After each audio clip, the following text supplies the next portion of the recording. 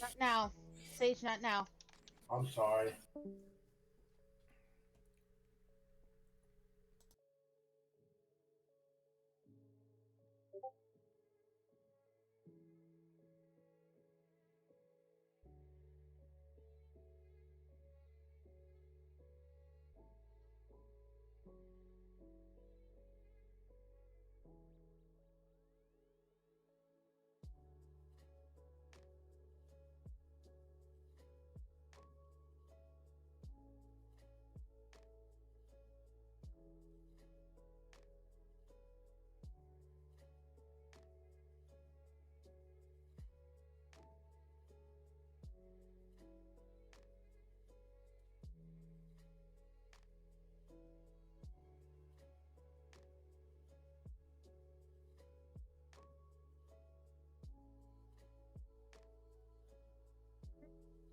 Courtney's getting a McFlurry. Do you want one? Then please.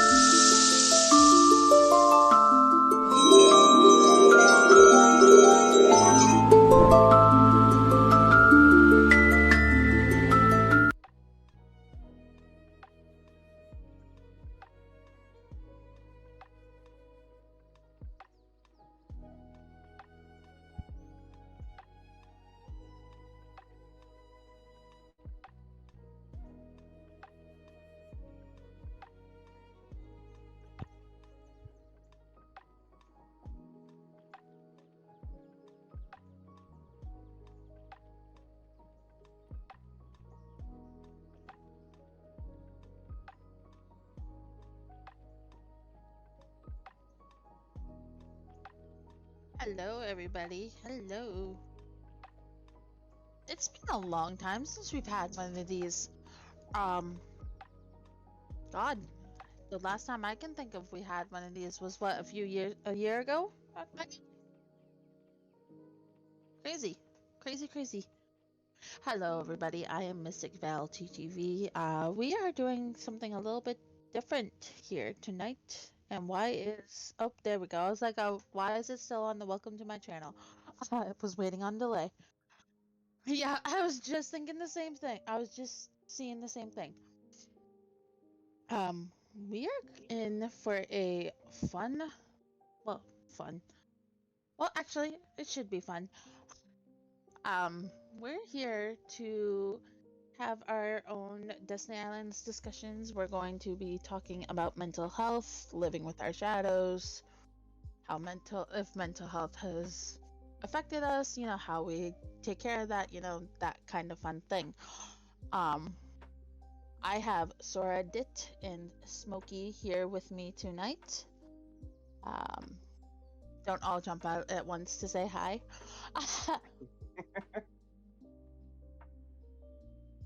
And so, we are going to get started on at least what I think we should get started on is everybody's view of mental health. How you have dealt with it, what helps you usually deal with it. Ironically, too, today of all days, too, I was talking with Smokey last night or the night before. I'm like, or yesterday, I was like, I'm not going to work. I need a mental health day. Ironic that we're talking about mental health Tuesday. Crazy how things work out, right? Crazy how things work out. But who would like to go first on what they usually do when they have like a really bad mental health day, or like how do you take care of that? Do you obviously, I think all of us here believe that it's a thing, or we wouldn't be here having this discussion. But who wants to go first? I guess I will go first. If I Okay. ever have a bad mental health day, what I will do is, like, let's say I have a really, really, really bad day at work, and I know in a society with the way we are nowadays, where we tend to carry everything with us wherever we go, like home problems to work, work problems to home. I try to find a way to leave everything that happened at work, so that way on the drive home I can end up clearing my mind, and then I'll change into some comfortable clothes, and then what I will do is I will either have a conversation phone call with one of my good friends that I've known for over 20 years, and some of our conversations can actually span 4+ hours over the phone. And so it's kind of a way I unwind, where I put on some music and then I just sit and meditate and think about, tomorrow and what that can bring, and kind of reflect on the events that happened during the day that made it a bad day, and see if those problems come up again tomorrow, and then what I can do when they come up tomorrow, and how I can change that to not have a bad day. And that's very fair. I think that's actually a really good way of handling it. I wish I was good in that sense of like leaving things at work, leaving home things at home. But sometimes it's hard. It's really hard. And some sometimes when I've had problems at work or whatever, like I've had my manager or my boss or whoever tell me you kind of have to leave things at the door. And sometimes that's really hard. Especially if like especially if it's like taking over your life, or things like that. Like how sometimes how can you leave things at the door? Sometimes it's almost impossible. True.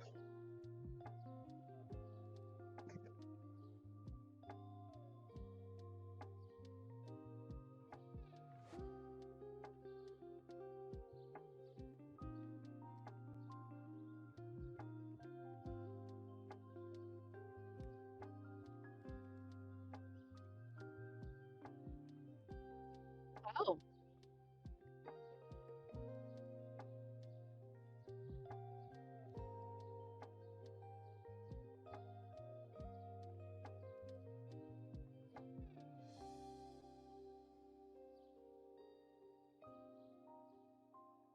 okay.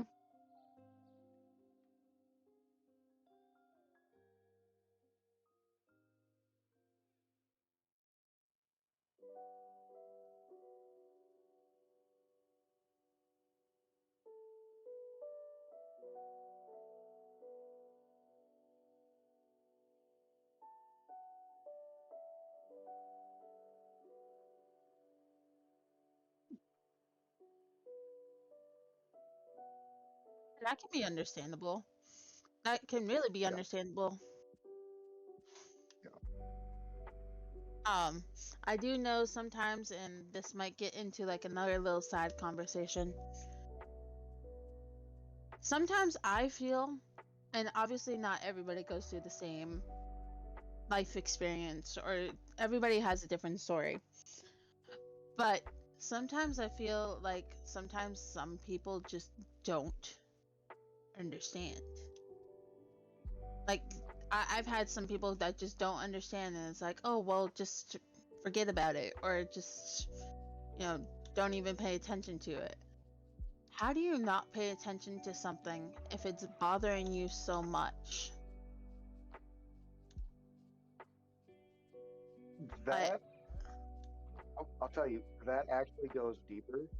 And when something is bothering you so much, it generally means that we have stressed something that didn't bother us back in the day, or it's gone basically, as we're going to be talking about here, hopefully later on, it's been repressed in the negative part within our shadow. And from time to time, we don't understand why we do what we do. And when we can find a way to face our shadow, then we can find out the things that we have suppressed, things that have been like previously negative in our lives, and find ways to turn that into a positive impact. One thing is, when in life, if you are comfortable being who you are, then that's all on you. Like, nobody else can tell you how to live your life or what to do, but others will try to bring out that negative side to get some sort of reaction. And that is, like, let's say something happens and like a burst of anger comes out. That is actually your shadow acting out. And the longer that we ignore the shadow and the longer we deny the flaws that we have, the stronger that will eventually grow, until what will eventually happen is the shadow will ultimately take over our lives and we won't.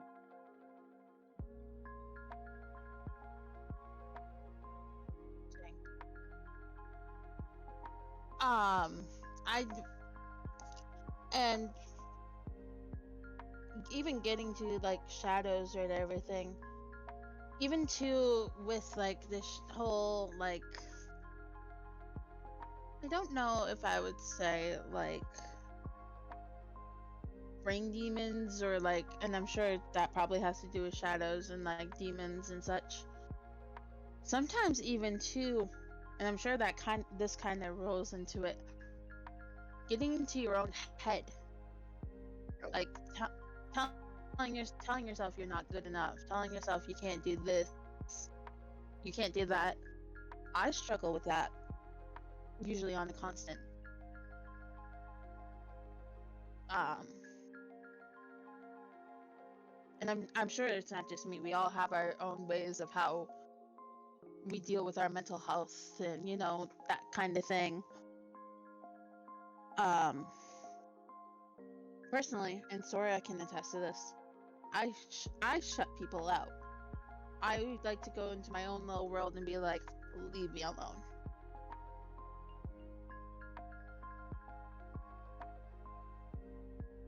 And like I don't usually like, I'm very hard to get to when I'm like dealing with my head and like stuff like that. I,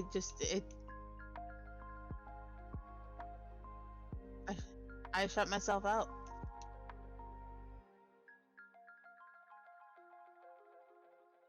Which I've been there multiple times. I just want to self isolate, and that's probably one of the worst things I've ever done is to self isolate, because with society we are taught that reaching out for help, no matter how big or how small, is supposed to be a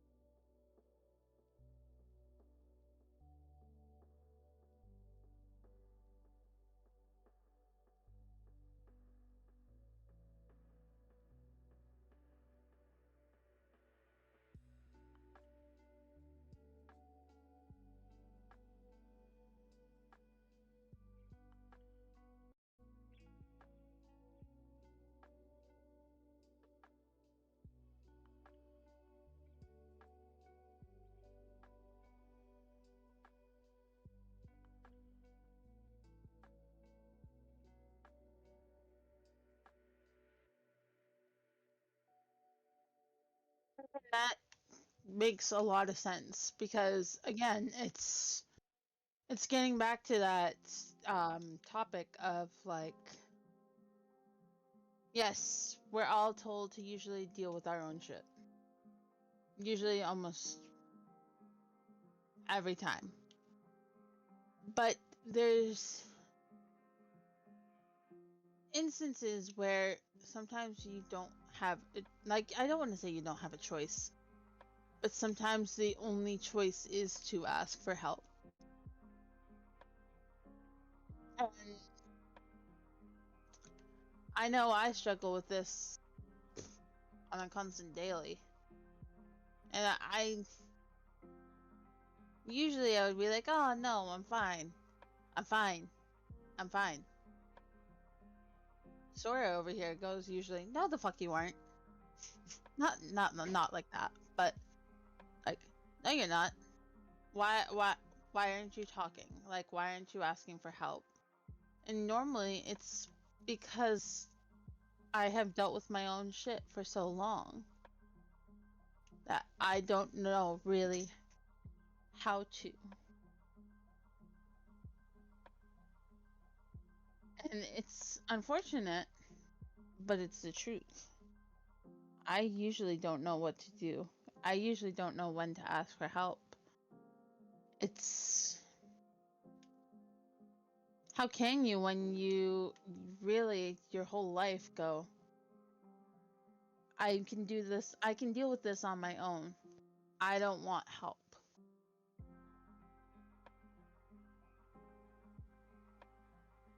Like usually how do you handle something like that when you just don't know what else to do?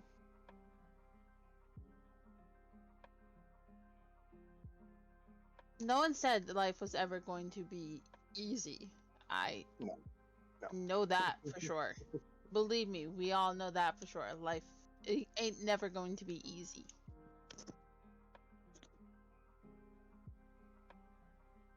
But at the end of the day, if we all try to help each other, why wouldn't we? Instead of just having everyone deal with their own shit. Agreed. And unfortunately, we don't see enough of that. No, we don't.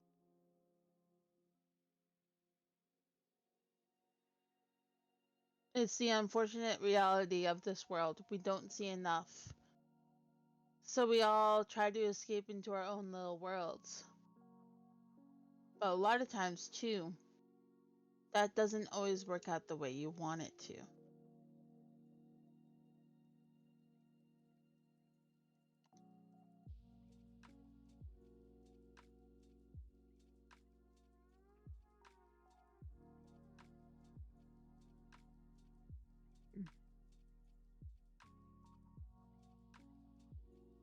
But, and this is just where I go, yes, there are these services that you can ask for help. There's phone numbers, there's therapy, there's things that even I really have had a hard time looking into. People who know. Um, but a lot of it too is we just we all need to work together, and a lot of that doesn't happen. Um, but you know,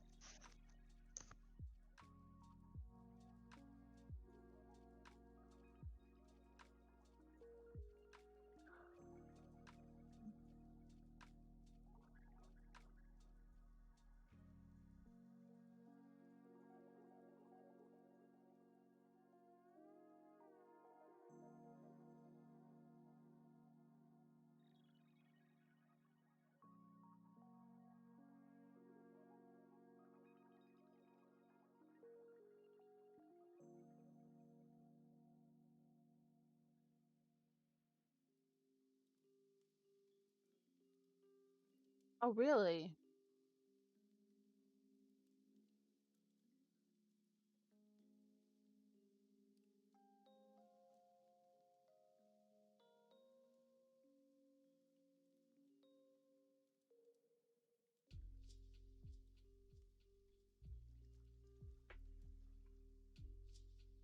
And that can be understandable. Interesting.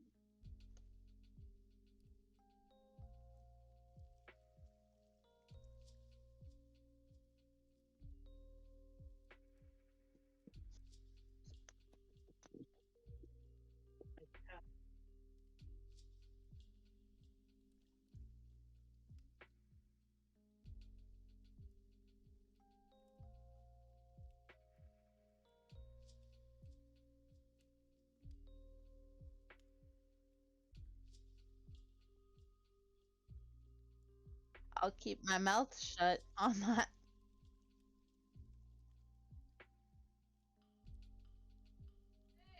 Yeah, coming.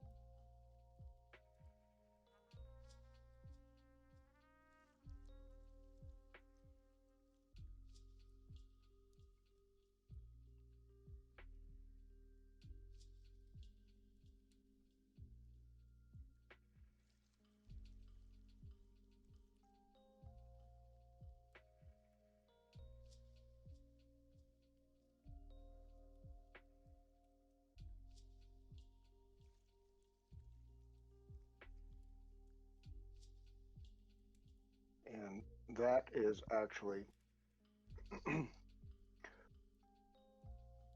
that's actually a part of your, like, so um, we each have our own personal shadow within us. And I know it's kind of crazy, but like, it's something that I've decided to start diving deep into on a deeper psychological level. And the the thing I've found is that the shadow that resides in each person is different. Like, the shadow you have is going to be different from mine, and the shadow that I have is going to be different from yours and Val's, and etc. etc. And um, with you realizing what you want to do and how you want to be in society or in life is a form of, you are now facing your personal shadow, and you have accepted in ways who you are. Whereas, like, society, because there's two different types of shadows, there's our personal shadow, and then there's the collective shadow. And the collective shadow being what society wants. You are facing your personal shadow head on, and what you are discovering in doing so is that you are finding suppressed things that you decided to forget about and try to move on. But as you did so, as you got older, your shadow kept getting stronger within you, if that makes sense. And now that you have sought help, whether it be through counseling or friends or etc., that you are now facing your shadow head on, and you are finding hidden talents within you, and you are taking basically what we would call weaknesses and turning those into strengths. And you're taking your strengths and you're trying to spread that to the world. But most importantly, what you're doing is you're finding the inner strength that you need, and finding new ways to conquer the things that you've suppressed and share it with the world.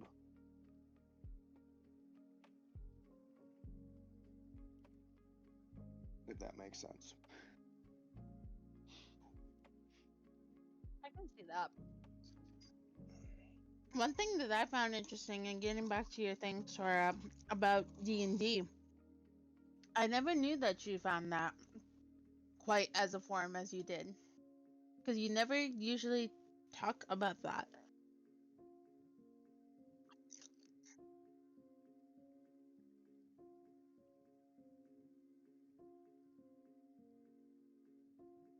Okay.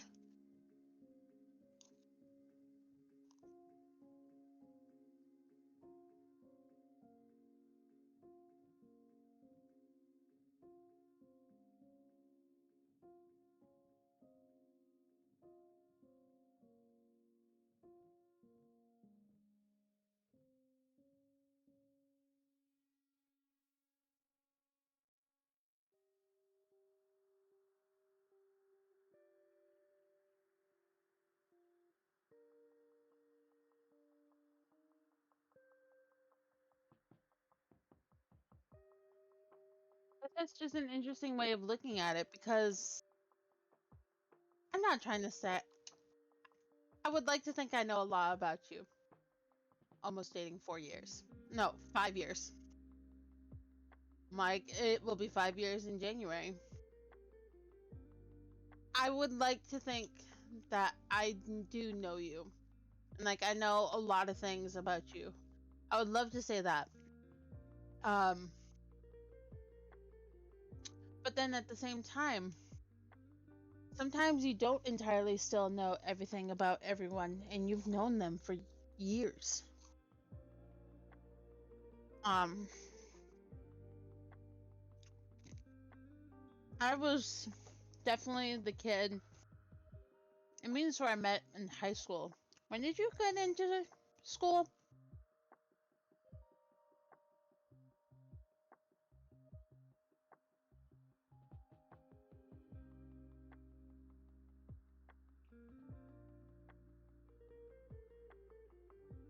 We graduated in 2017. We graduated in 17.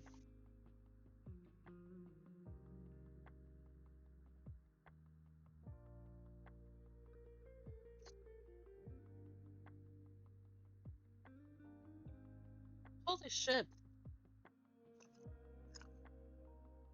And I'm not gonna. When I met you at school, and don't hate me for calling you out like this, you were that kid that sits in the corner near the trash cans.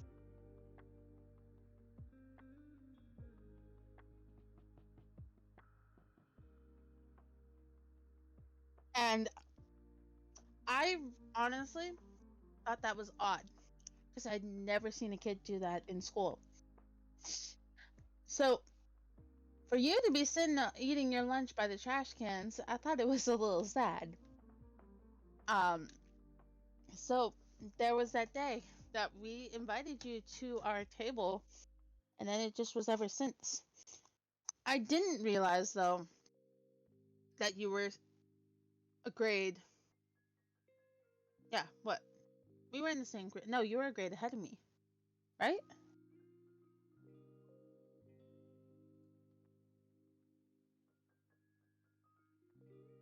Right. So, but the year you came in before, you were a grade ahead of me. So,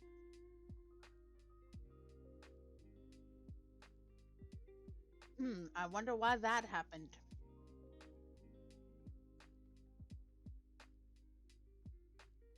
Or maybe because your mental health was on a downward hill spiral.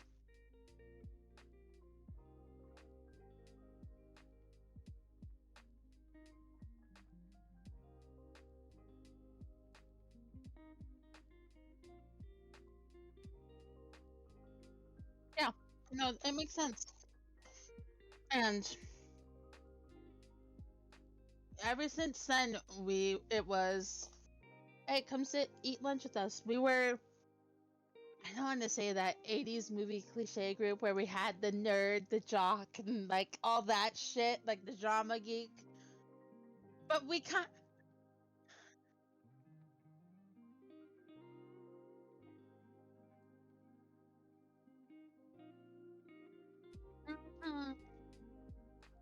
Mm-hmm.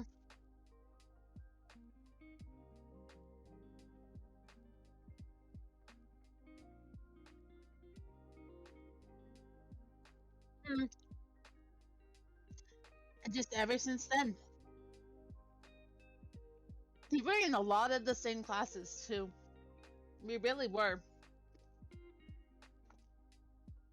I don't want to say I was up his ass, but there would be some times, and you can correct me if I'm wrong, where I saw you not doing work, and I'm like, "What are you doing?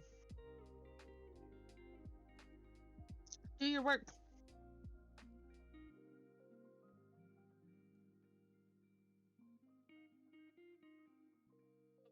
We know. Getting into a little bit of a laugh with not like mental health and shit. My school had what we had to do, and feel free to jump in whenever you want, Smokey. I know this is personal shit, but at the same time, feel free if you have comments. Um, our school had a thing where we had to do a senior project, where we had to choose our own. Bringing back flashbacks. Bringing back flashbacks. Where we had, where literally during that our whole senior year, yes, we had our like math classes, we had our science classes, we had whatever, but we also had a class dedicated specifically to doing research to your project, to work on your senior project, to do this, to do that. Because at the end of the year, you made a big presentation in front of the entire class.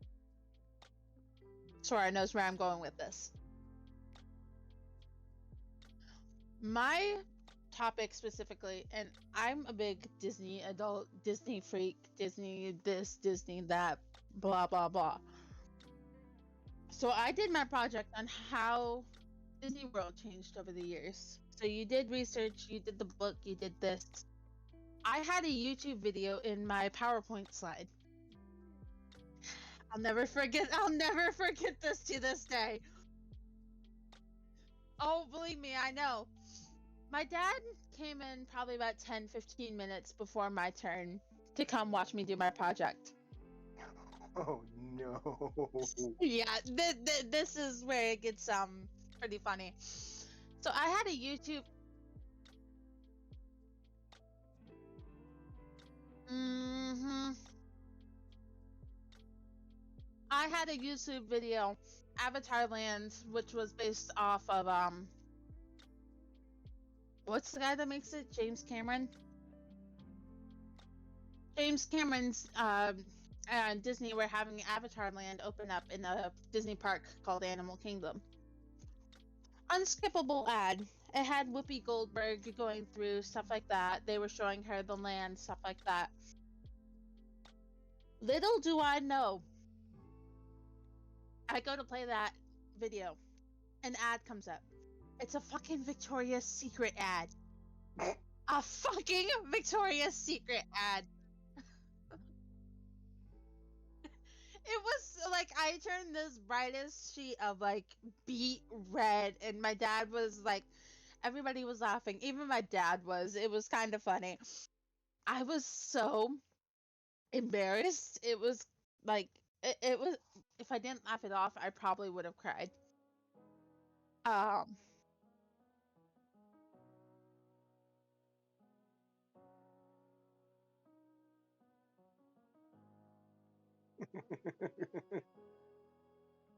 you know,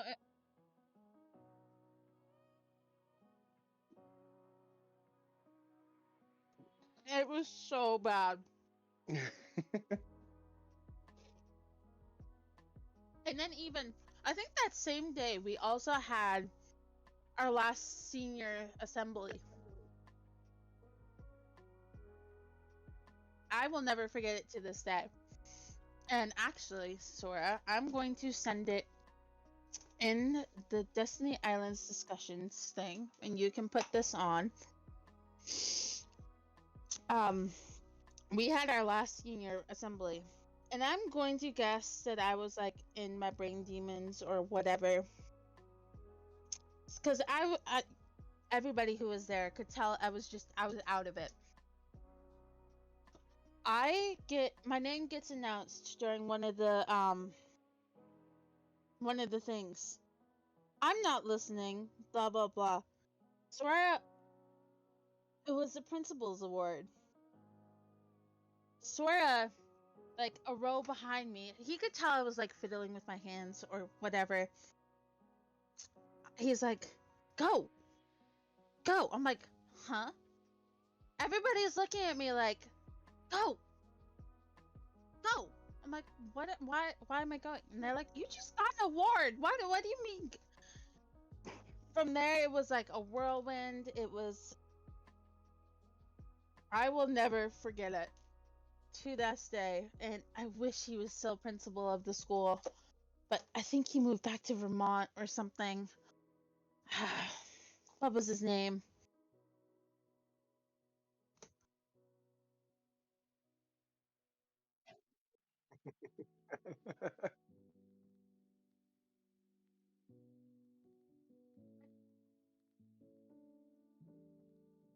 Yeah, and that's fair. But Miss Cook was a great teacher. And if I'm saying this here and now, if our teachers knew we were talking about them on a podcast right now, I think they would say they did something right with their lives.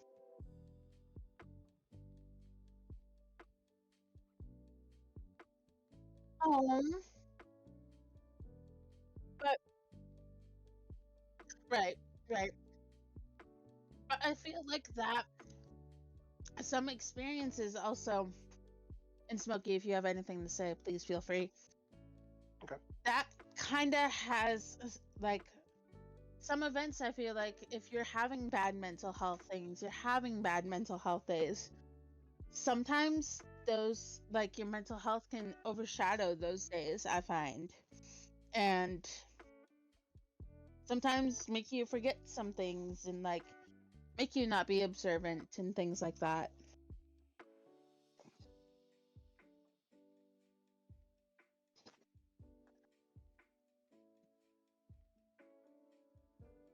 And I don't want to just make this about my own personal experiences, but I feel like this is one step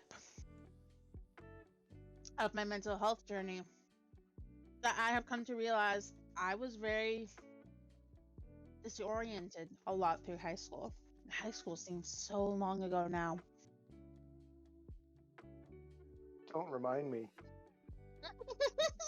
you youngins. Am I making you feel old? A little.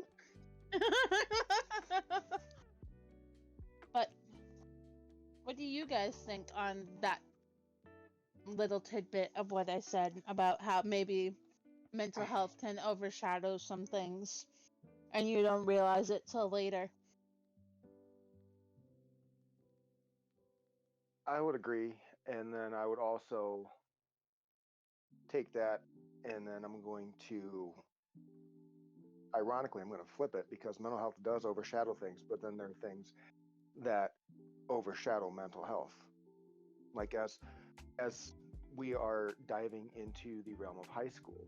Now imagine this.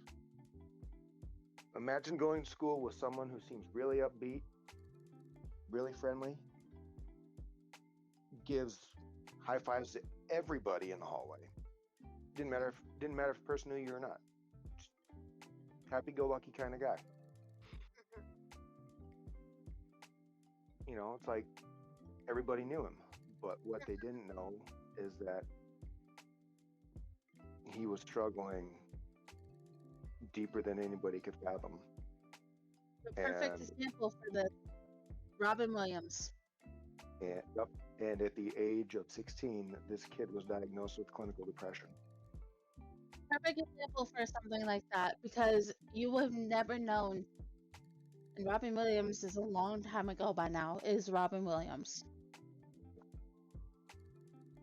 He always seems so, and I'm not trying to just take it out into from high school to that, but that is a perfect example of like, you never know what somebody is going through. You never do. Nope. Especially in high school or in their personal life or even in a relationship stance. You know, the shadow was always going to be present in one way, shape, or form.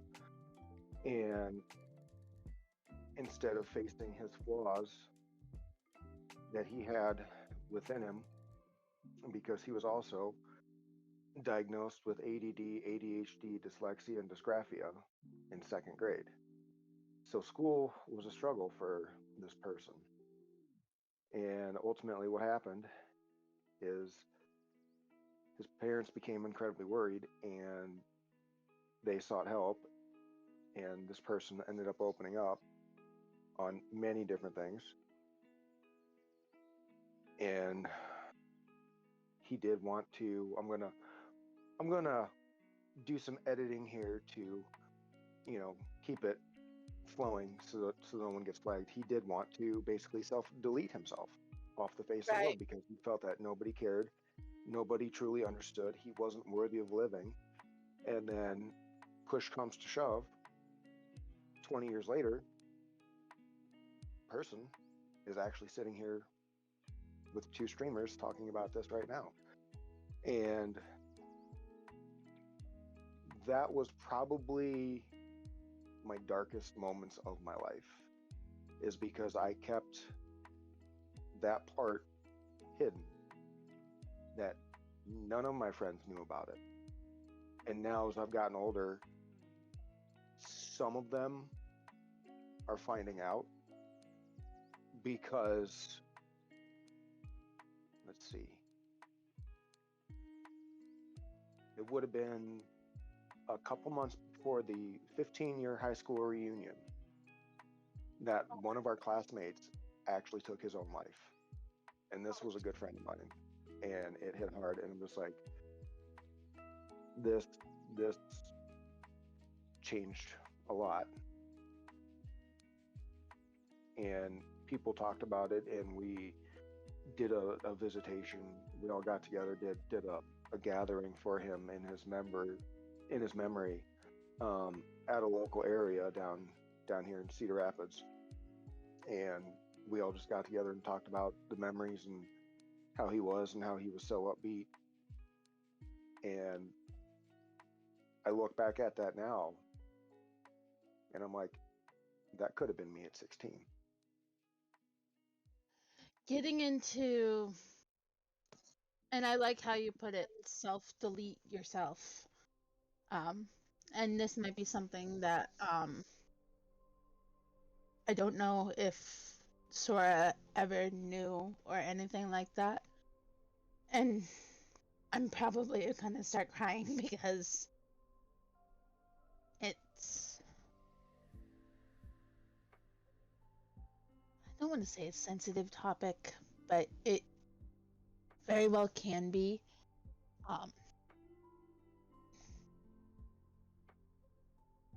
I'm sorry. Um, yeah, I knew I was gonna cry tonight. You're fine. You're fine. This is about facing our shadows as a whole. And instead of suppressing things, we can find new ways within our friends and family that we decide to surround ourselves with. And I'm with the deep conversation that you and I had, Val, a few nights ago. I must have hit Yeah, something within you Enough? yeah. in a You good want the rest? in a Take good it. note. You gotta work tomorrow? No, I have a nail appointment at 9 a.m. Alright, well, shower, what do you... I'm coming back to the house. I have to get the rest of my stuff in the morning anyway and Right, stuff but like. you showering before you go to your appointment? I'm probably gonna shower tonight. Alright, well, do it soon, Okay. right? Okay. Like in with the next half an hour, Okay. okay? Okay. I'm sorry. Oh, you're good. What was it that you said?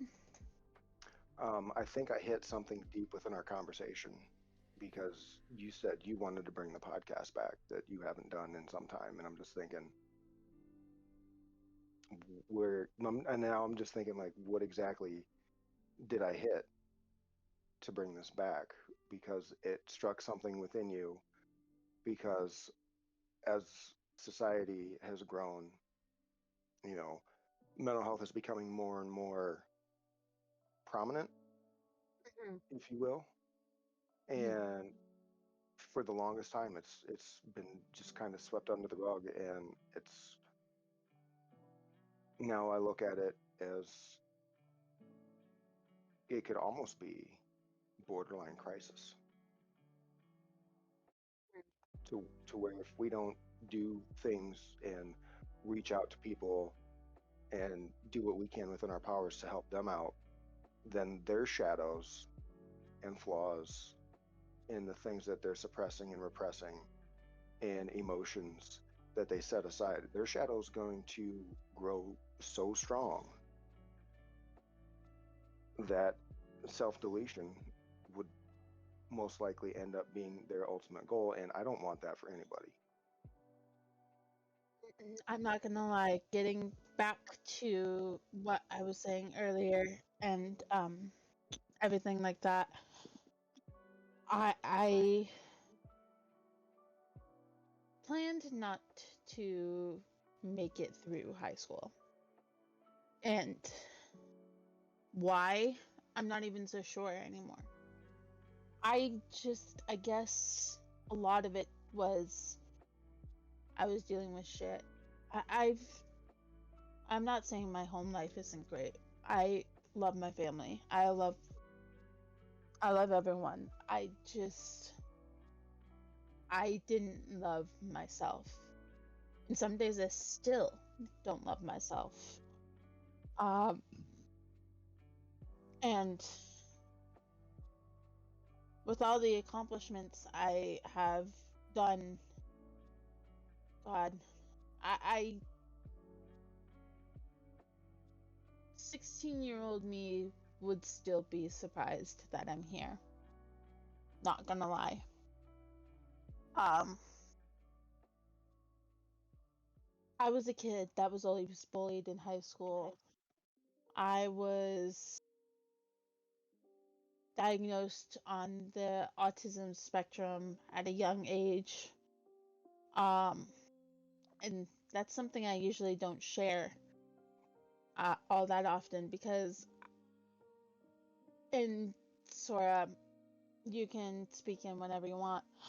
Um, I feel like it's always judged on that. Like some people judge heavily on people's disorders, people's problems, people's whatever you have going on with yourself. Um, I feel like a lot of people view people on like, hey, what's wrong with you here? What's wrong with you here? Oh, that's not really a thing. If it wasn't a thing, there wouldn't be trained medical professionals on it.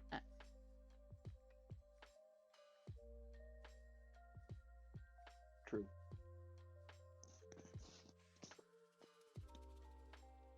There wouldn't be trained medical professionals on these things. There wouldn't.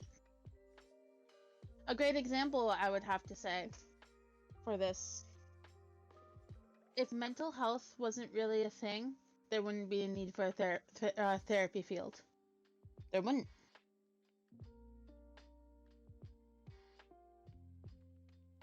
At least in the like, oh hey, you're making that up. You're making this up. Like people just view everyone as everyone should be perfect. And the reality is nobody is perfect. As much as we all strive to be, I don't think anyone is truly perfect.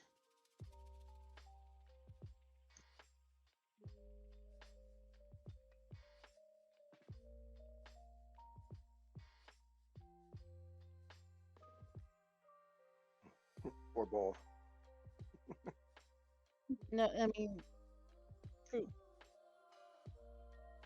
Um,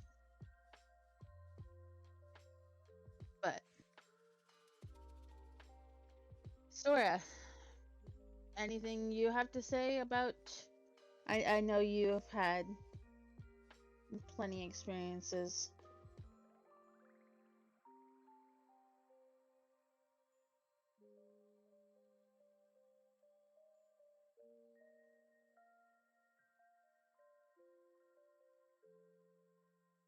Specifically, what's... I feel like I know what you're gonna say. What's one specifically that you... I have a feeling I know it's gonna be. What was the one that took the biggest toll on your mental health? Was it something through high school? Was it childhood? Was it...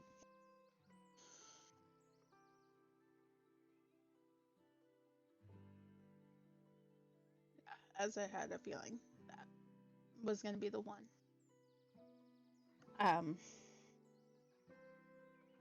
Obviously with what you feel comfortable with, what do you feel comfortable about sharing about that?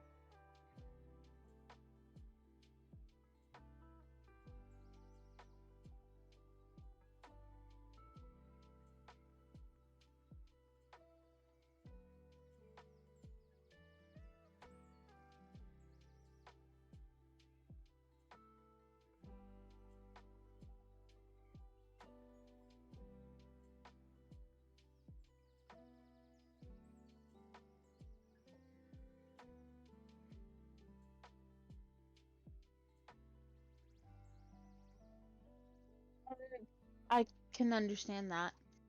Um, a lot of things, usually we're like, oh, we're good, we don't need this, we don't need that. And it comes to the point where some things you don't know what to do. And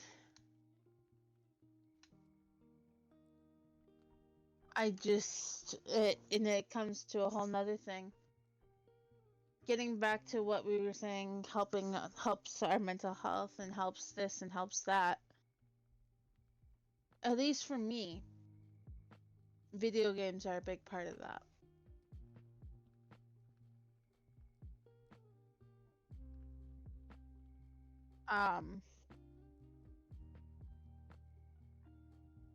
If I didn't have like video games or stuff like that, it's why I find myself spending so much time online. This might sound sad, and I'm prepared to get laughed at for this. I may have more online friends than in real life friends nowadays. And I think that's just because I find I want to seclude myself in my room, or I'll seclude myself and do this.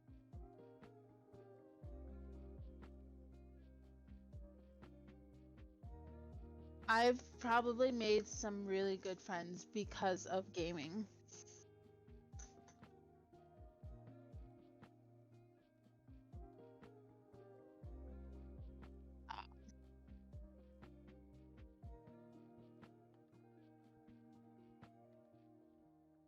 But, you know, not like I said, not everybody's way of helping themselves is the same. And that's only just a chunk of it that usually helps.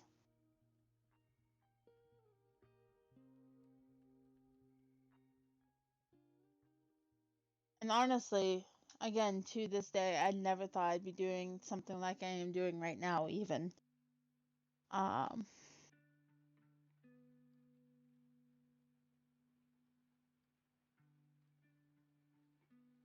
So, yeah, but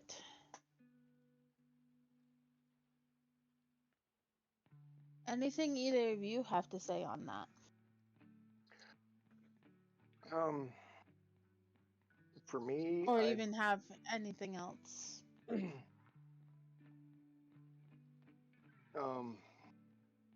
For me, I would say,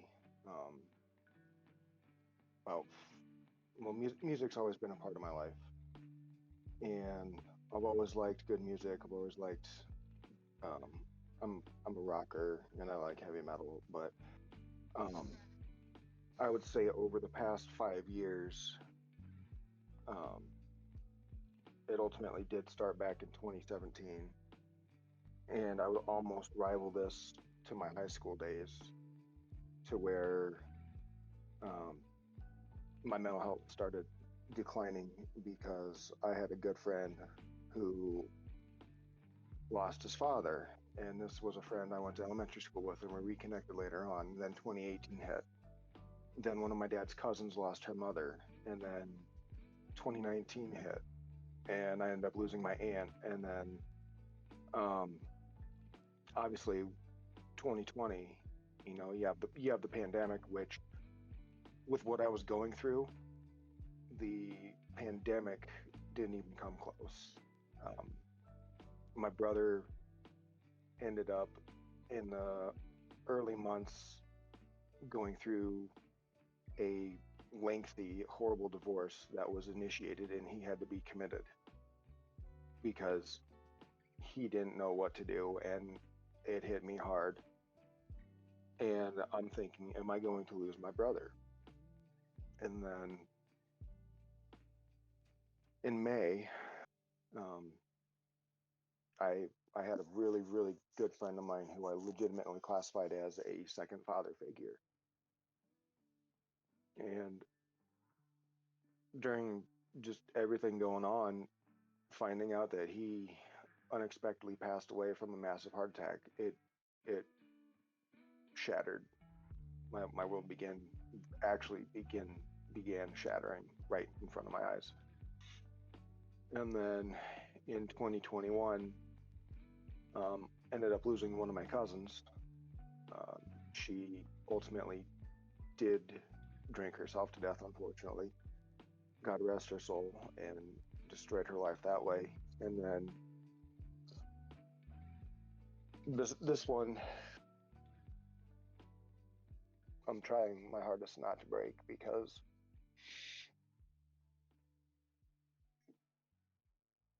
Take your time. Take your time.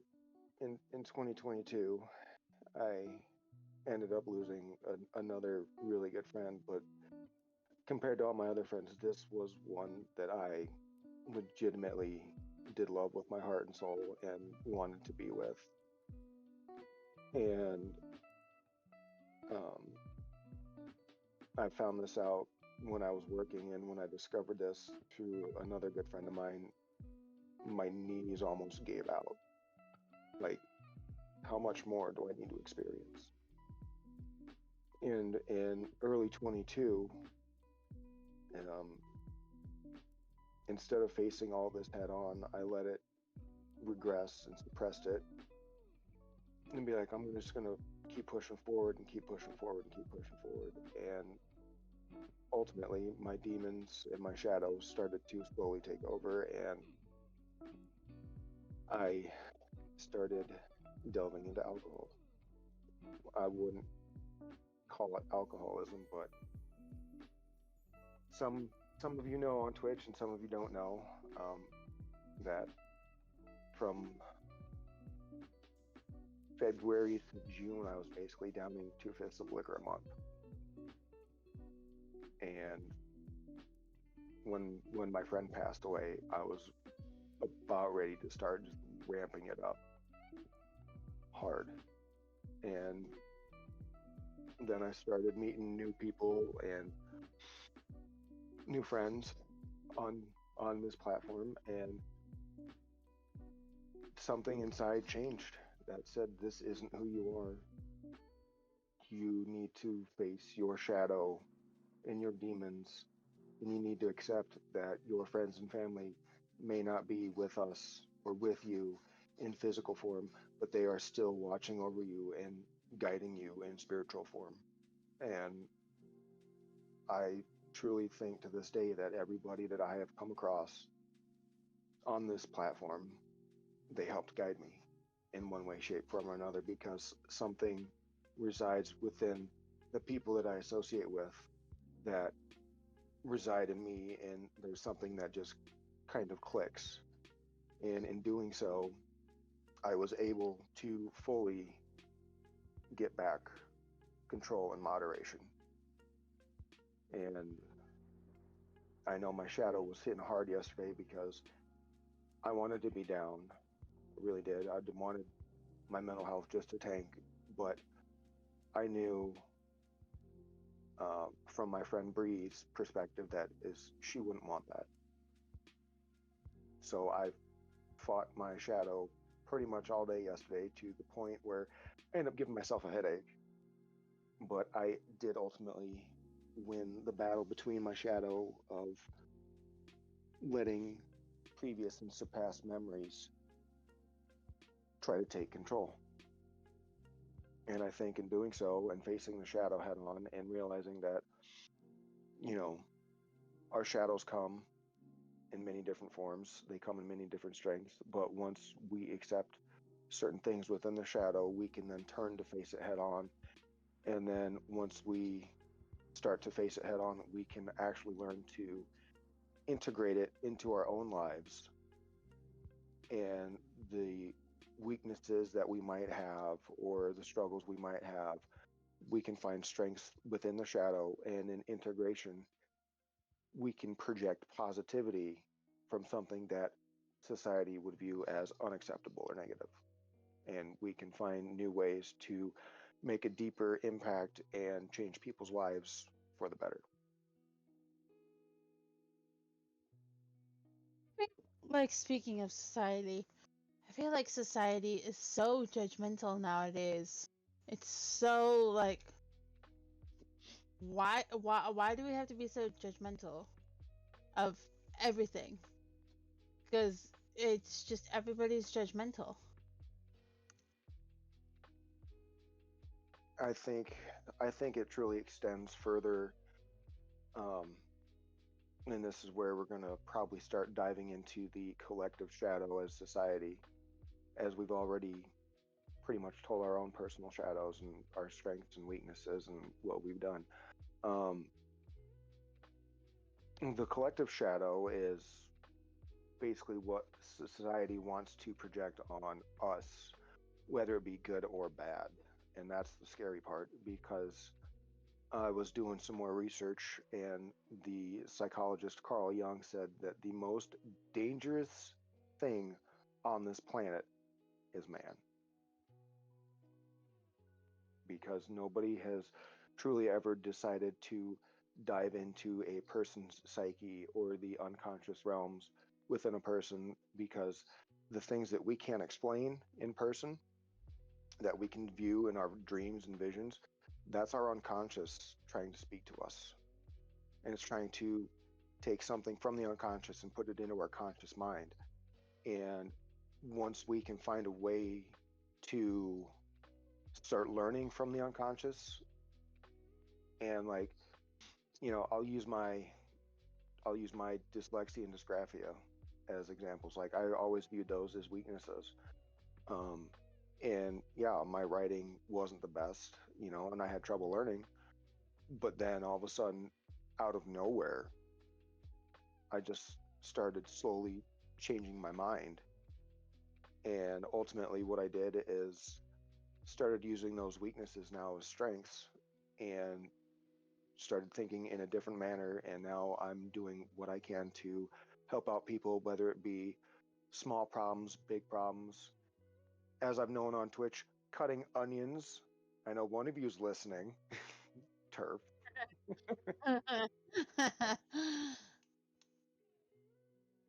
but I'm always going to be here for people.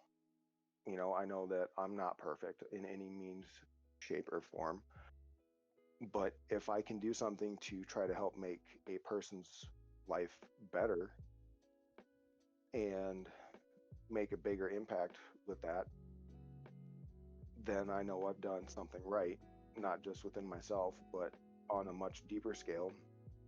Whereas, like with society being judgmental nowadays, they are suppressing everything and they are basically letting their shadows run their lives, which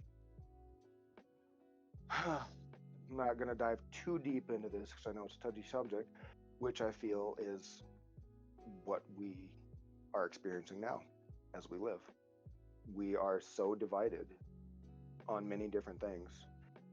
And when it comes right down to it, it's like, I'm going to accept me for me. I'm going to accept Val. I'm going to accept you with your flaws and your strengths as that is you as a whole person. And I'm going to accept Sora with all of his flaws and strengths. I'm going to accept him and anybody else who has flaws and strengths. I'm going to accept them because when we learn to accept our own flaws and strengths within ourselves, we then create a more authentic person within ourselves. And I think the authenticity over the years has just kind of dwindled in life itself. And it's like, oh, you got to do this or you're not popular, or you got to do that or you're not cool. I'm just like, why can't I just be me? Why can't I just be me and myself? And I was told through one of your mods that the path that is less traveled is always going to be the hardest, but it will be the most rewarding in the long run.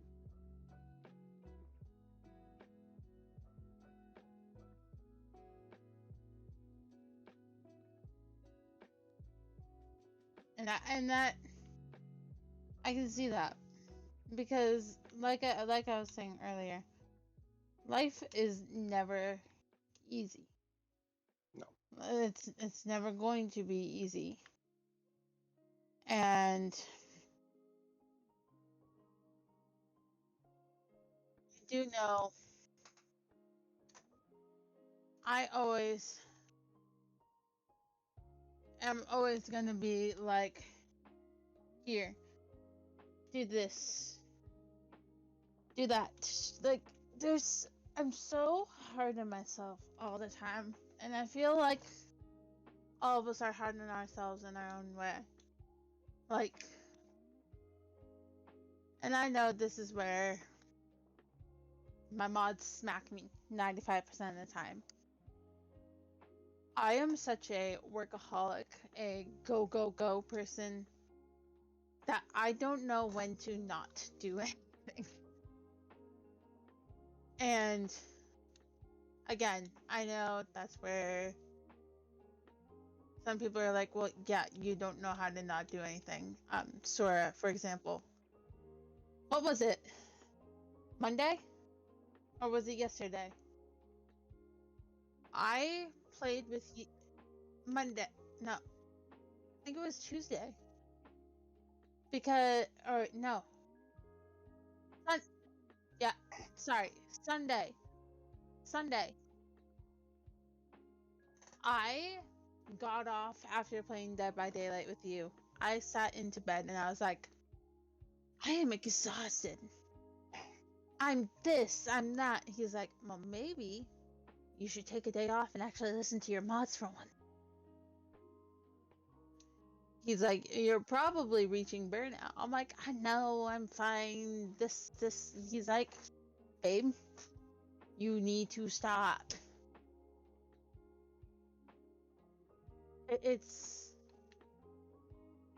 It's kind of just as like, how does one stop when that's all you ever really known doing? How do you stop doing crazy things and what you want to do when you love it so much? You don't know what to do. It's and that gets into the whole, well, you do this, you do that. I'm like, what else am I supposed to do? This is what I've been doing for so long.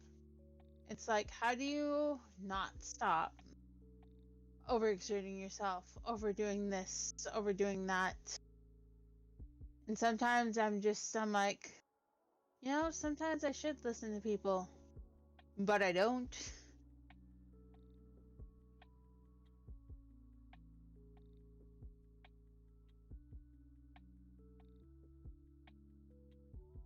It's just, some things can be hectic, and life is just hectic.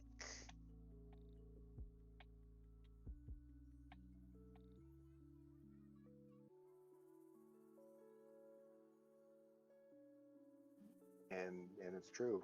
And because I think the reason why life is so hectic right now is because we live in a society where everything, everywhere, in almost anyone's eyes, nearly has to be perfect or flawless.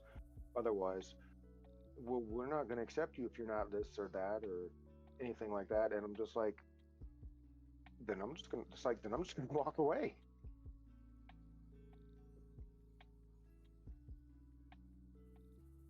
A lot of times you don't need a lot of the stress that you have and like things like that. Um,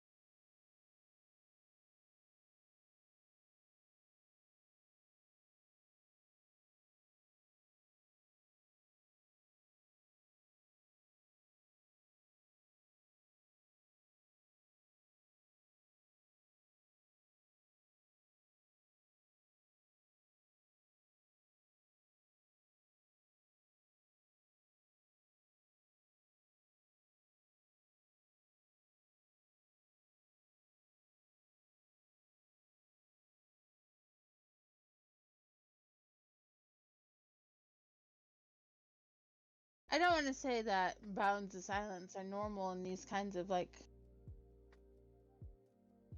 videos or like discussions or anything like that. But sometimes you just have to think and listen to people, and sometimes that's just what happens. I know, like I said, all of our like kind of what we have said has all been different. And some have more things than others. And a great example, and don't mind me for saying this, Smokey, getting onto your topic of like when you lost your friend, when you lost so many people, how you, I don't want to say it was a coping mechanism for you, but I think it was a coping mechanism for you, and correct me if I'm wrong, how you just wanted to drink all the time. How you just wanted to, hey, I'm going to do this and leave me the fuck alone.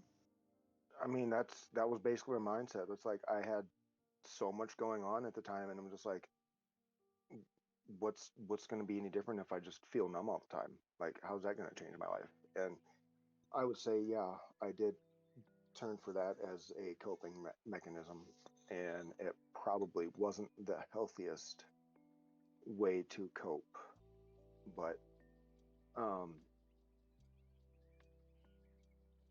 it finally all was able to be let out in 2023. And just so much built up over from 2017 to 2023 with all the deaths that I personally experienced, friends, family, and whatnot. I think like it got to it got so bad where I actually started keeping track. That's how bad my mental health got. Like I started keeping track of how many people passed away. And wow. Yeah, I think it was like close to 20 by this time.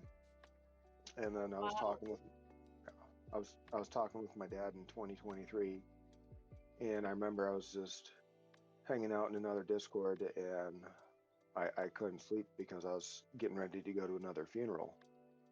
And as my dad's good friend Larry, and I was talking with my dad on everything,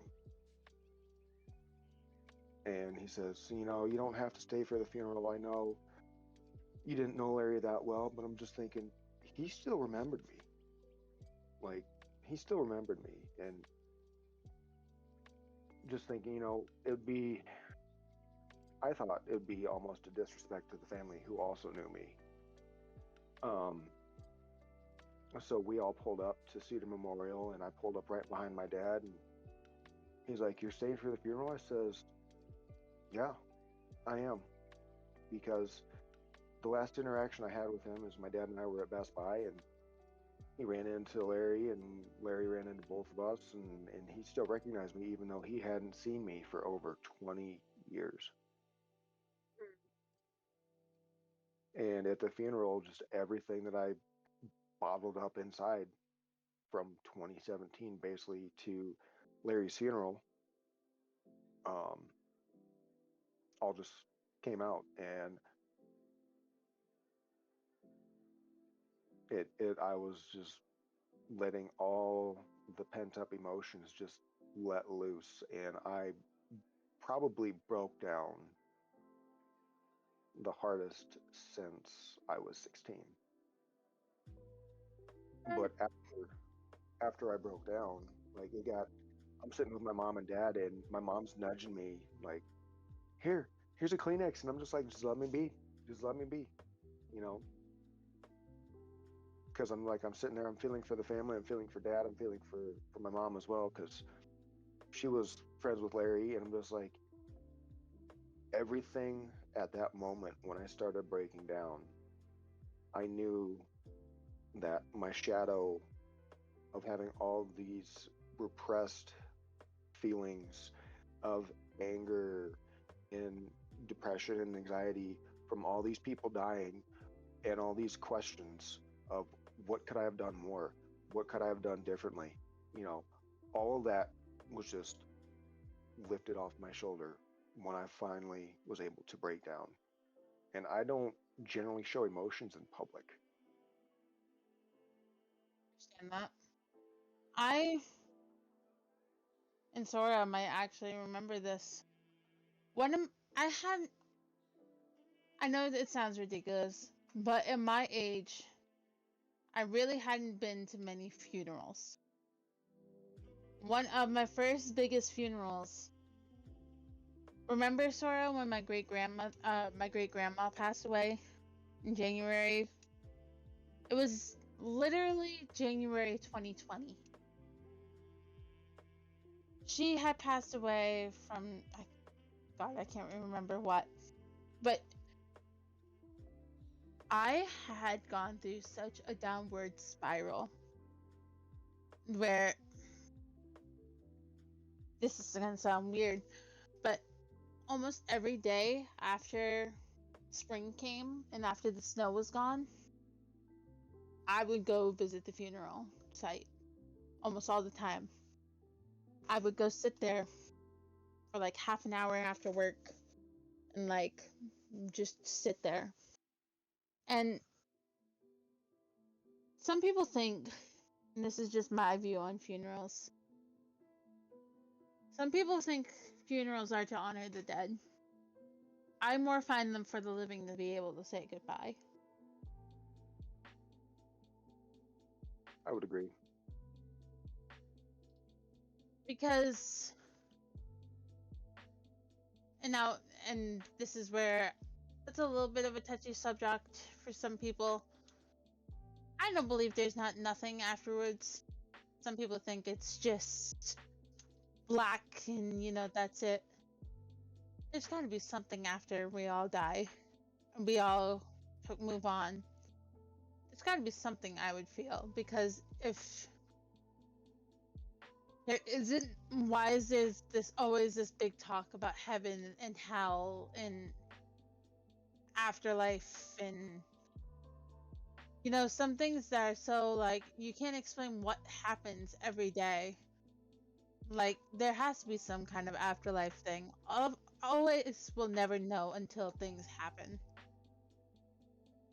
But that's just what I feel.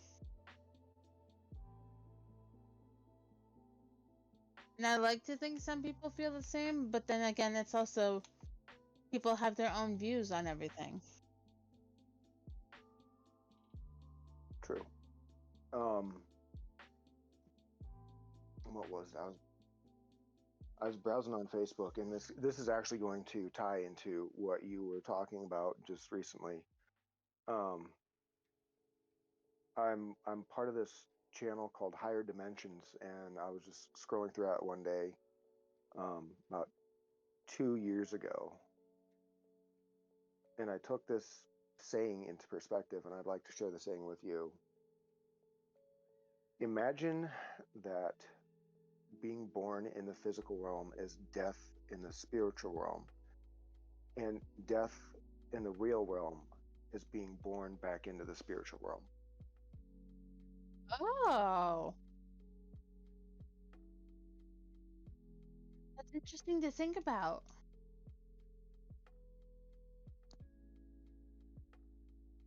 That's really interesting, actually, to think about. Because I truly think that we as humans, we're not here just to go to work, make a paycheck. I truly think that we are meant to create our own path in life. And when we learn to, and this is going to go back into living with our shadows, because once we start facing our shadows head on, we then learn this process of how we can integrate our shadow in our life. And instead of having it have negative consequences and negative impacts, we can actually have positive impacts.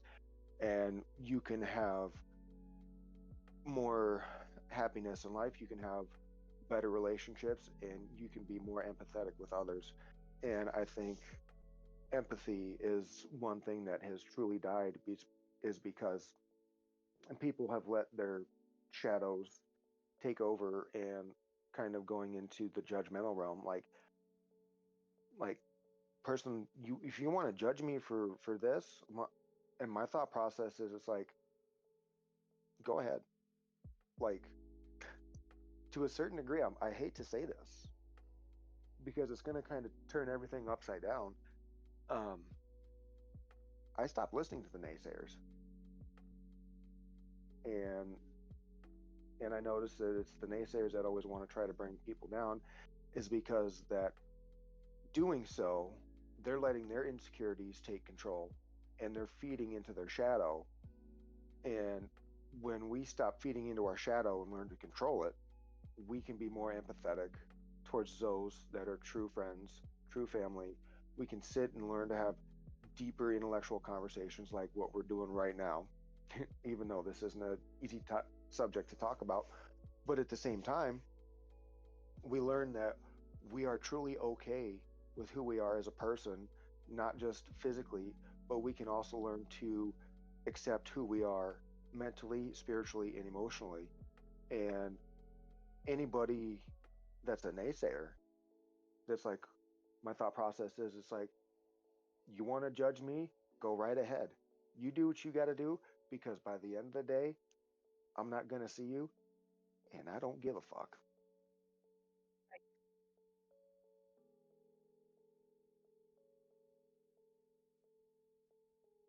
And that's a great way of putting it, because at the end of the day, and this is kind of turning into what we talked about too. What was it, Saturday night? Yeah, Saturday night. Um, it's funny because I don't know if you looked at the time when we had our deep conversation. It was like 2:30 in the morning. Um, The devil's that I, honestly, I kind of had to laugh about it because looking back, it was so late in the night, and this is a great way that I say this. When do people usually have their deepest conversations? Usually at night, at some namesake hour that we're not supposed to be awake. And that's generally when we go into what we call REM sleep, and that's when we actually start dreaming the deepest as well. And that's why we can wake up the next day, have a dream, have no idea what it's about, and we generally just push it to the side rather than trying to dissect the dream, because maybe the dream's trying to tell us something. It's trying to bring something within our own unconscious that we can't grasp while we're awake, but yet something deep wants to come into our consciousness in reality to create some sort of change. Right. And it's crazy to me. I'll use, and Sora's gonna hate me for using this as an example. I'll use when I first asked Sora out, and he rejected my ass. It was like 2 o'clock in the morning. I could not for the life of me sleep. And it was not long after, I think we went out to dinner with your parents for your stepmom's birthday.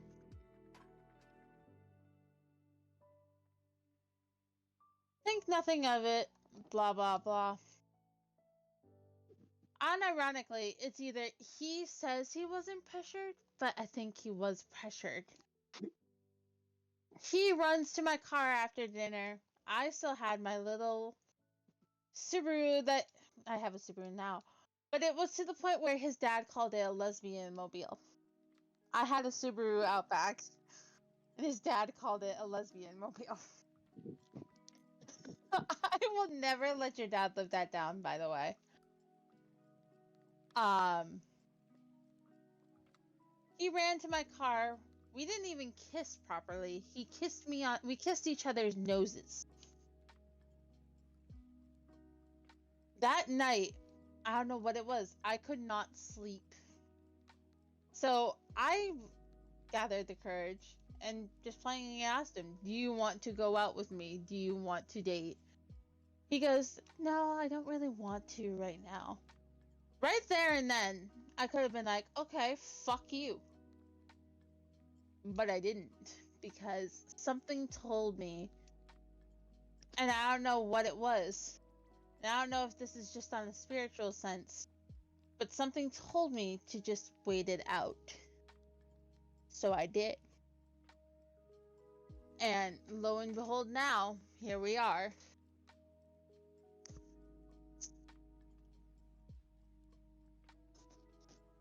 Here we are, we're going out almost 5 years later. And he's just listening because then he's gonna punch me when I see him in June. I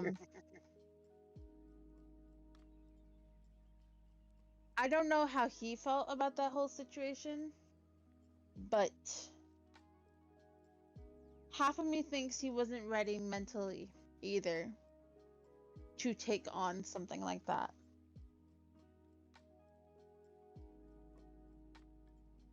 Correct me if I'm wrong, babe.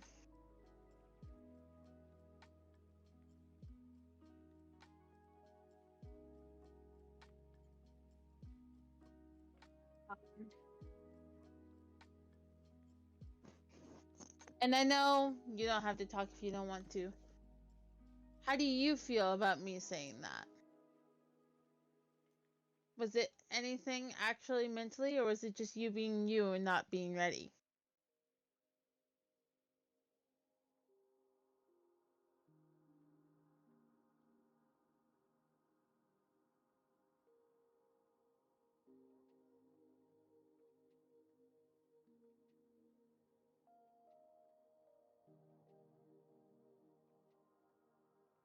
And yeah, I'm trying to pry a little bit out of the story at this point because he's just been quiet, Mickey.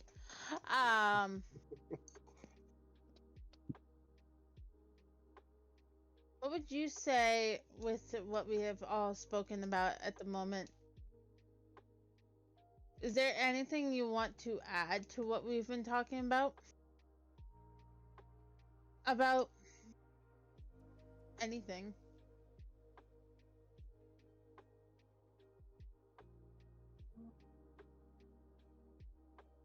He's like, "No, I'm just gonna be quiet and shy."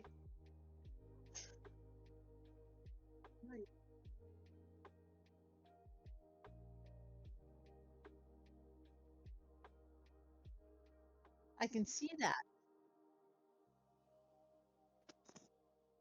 He's just like, "I'm gonna just sit here and listen to you talk. This is practically your guys' podcast at this point. I'm just here."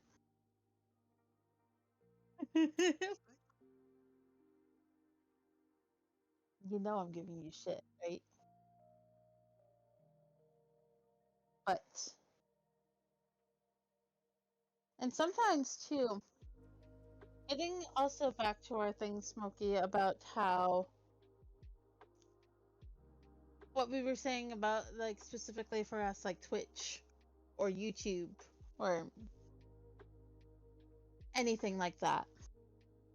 Sometimes I feel those platforms, people that post things, myself included, and I struggle with this usually on a lot, don't realize how much it actually can help some people. Even if people aren't talking and you're just talking to the void.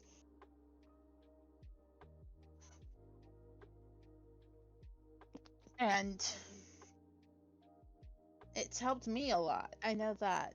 Because I never thought I'd be doing anything like this. Um,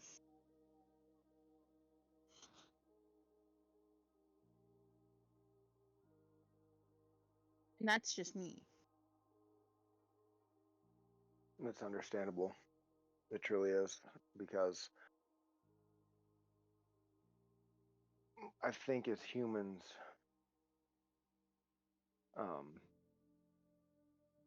I'll tell you, I'll tell you a little bit. One thing I do, whereas like society wants us to be super materialistic, I have found in my years like the only things that I have that would be classified as materialistic is my movie collection, my PS5, the laptop, and my music collection. Mm-hmm. And the rest are basically just clothes. And, you know, people could be like, oh, well, people could be like, you go to a lot of concerts and whatnot. And I'm like, yeah, I get shirts, but it's memorabilia that I can wear. And eventually it's going to get worn out and I'm going to toss it out. So Right. I've discovered kind of living a more simplistic lifestyle has also kind of been like a benefactor um, in helping, you know, with the shadow, you know, of you need to be materialistic or you need to be this or you need to be that, and I'm just like, no, I'm not going to conform to what the society wants me to be, because then if I conform to what society wants me to be, then I'm losing my own pure authenticity, which I have gained in facing my shadow and learning to integrate it into ways that I can make a deeper impact. And kind of going back to my weaknesses of dyslexia, it's like, yeah, learning was hard for me. But as soon as I started shaping that in ways to create a different outcome within life and no longer viewed it as, okay, I'm going to get judged by this or I'm going to get judged by that. I'm like, this is me. This is who I am. This is what I have. What can I do to change my life around so that way I can start changing other people's lives around?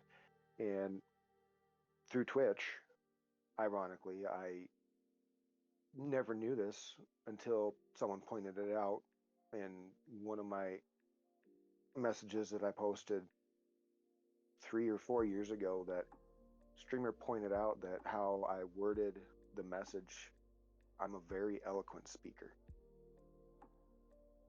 I can see that. And I think rather than being someone that's like scripted, because like I know I've done my research and whatnot, and yeah, there's some things that I've pulled out that I've researched tonight and used in this podcast, but the rest of it just comes from personal experiences, and I'm just sitting reflecting and thinking, and I'm like, all right, I can either have this be quote unquote scripted or I can have it speak from the heart. And Mm-hmm. I've realized that speaking from the heart, you will get more authenticity within yourself, and not just within yourself, within others, because when we learn to speak from the heart and the soul, that we can create true, genuine connections with people and create true, genuine friendships. And creating those true, genuine friendships can truly make or break someone, depending on the So, person. and Sora knows I might cry with this one. Um, I met a good friend of mine, was a friend of mine, um, through Twitch specifically. And actually, unironically, is the reason why Sora still has his name today. Because he's never changed it um, since that first time. What was his original first name? Do you remember, babe? Yeah,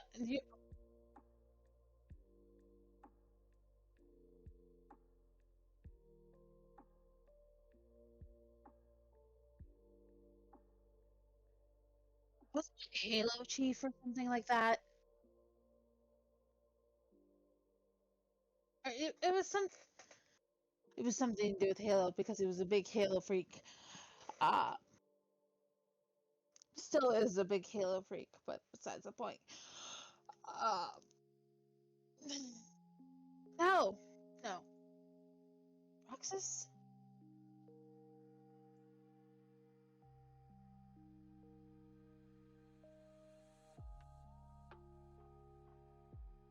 It was something Halo, I'm pretty sure. And a few people know this story. We were the best of friends, blah, blah, blah. Actually, the reason why I started doing Twitch, because he started doing Twitch. And I was like, okay, we'll give it a shot, blah, blah, blah. I have not stopped since trying to get to where I am today. And it's been a long road. It's been a really long road.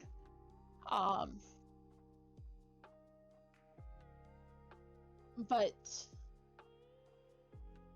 we played, God, one of my first streams. And this is really bad.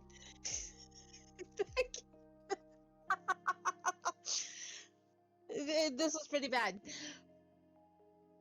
One of my very first streams was a GTA stream. Where we just sat in the fucking strip club. Just streamed straight tits. Almost the whole time. Almost the whole time. Remember this, babe? We were having fun in the strip club. We were doing this. We were doing that. We did a lot of things. Halo, GTA, Kingdom Hearts, you name it. Came up with Kyrie did. So I had that name for a few years. And then we had our differences. He blocked me for the first time. And I thought, okay, he's gone. He's never coming back. So that's what really initiated the name change when I became Nominee, XOX. It's Kingdom Hearts. I wanted it still to be Kingdom Hearts related. So, here, nothing really much of it. But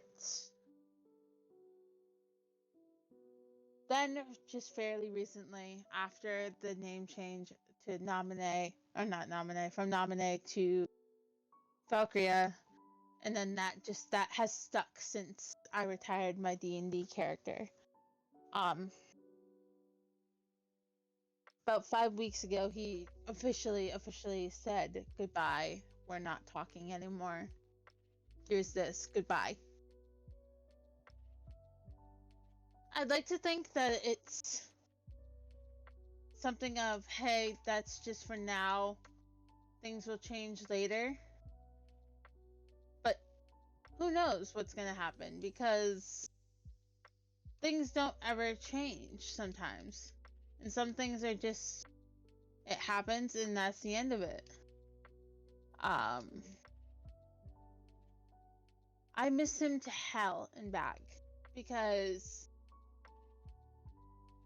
he kind of became, believe me at this point, I have plenty of brothers and sisters that I met through this app. And it's just, people I'd never want to go through something like that again, because it's awful. It's awful losing friends. It's hard. But it really is. I have been texting him every few days of and he's blocked my cell phone, he's blocked my Discord, he's blocked things. He's not gonna get these texts. But somehow mentally, I feel like it's helping me to do this. So it's until I officially accept, hey, he's not coming back. What do I,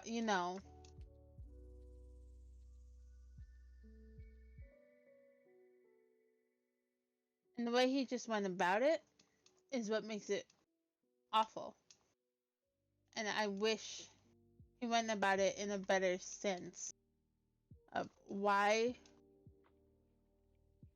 do we have to do stuff like that to people? Why can't we just... I know not everyone's gonna be friends. I know that.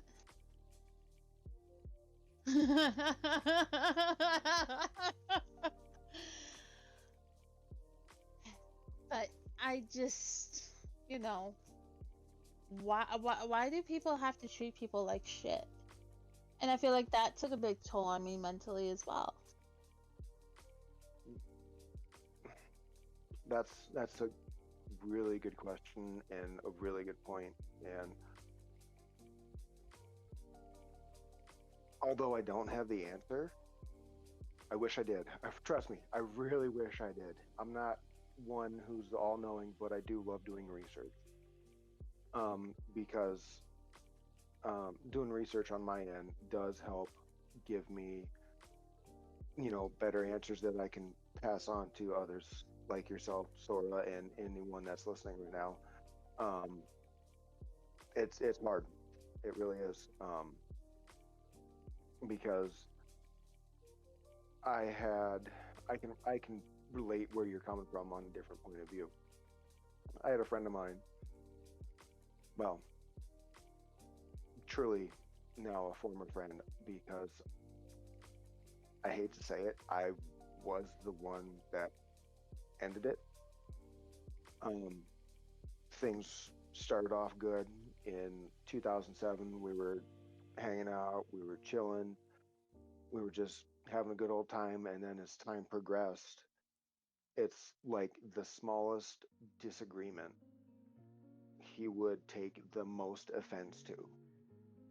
And I'm just thinking in the back of my head, I'm like, why are you taking this disagreement, this minor, like it might be something in like a main character for a video game, like why are you taking this minor disagreement to heart? Like why are you now taking this disagreement and now taking your anger out on me, to where when I came home, the times that we had disagreements, my mom and dad could see that I was just drained completely.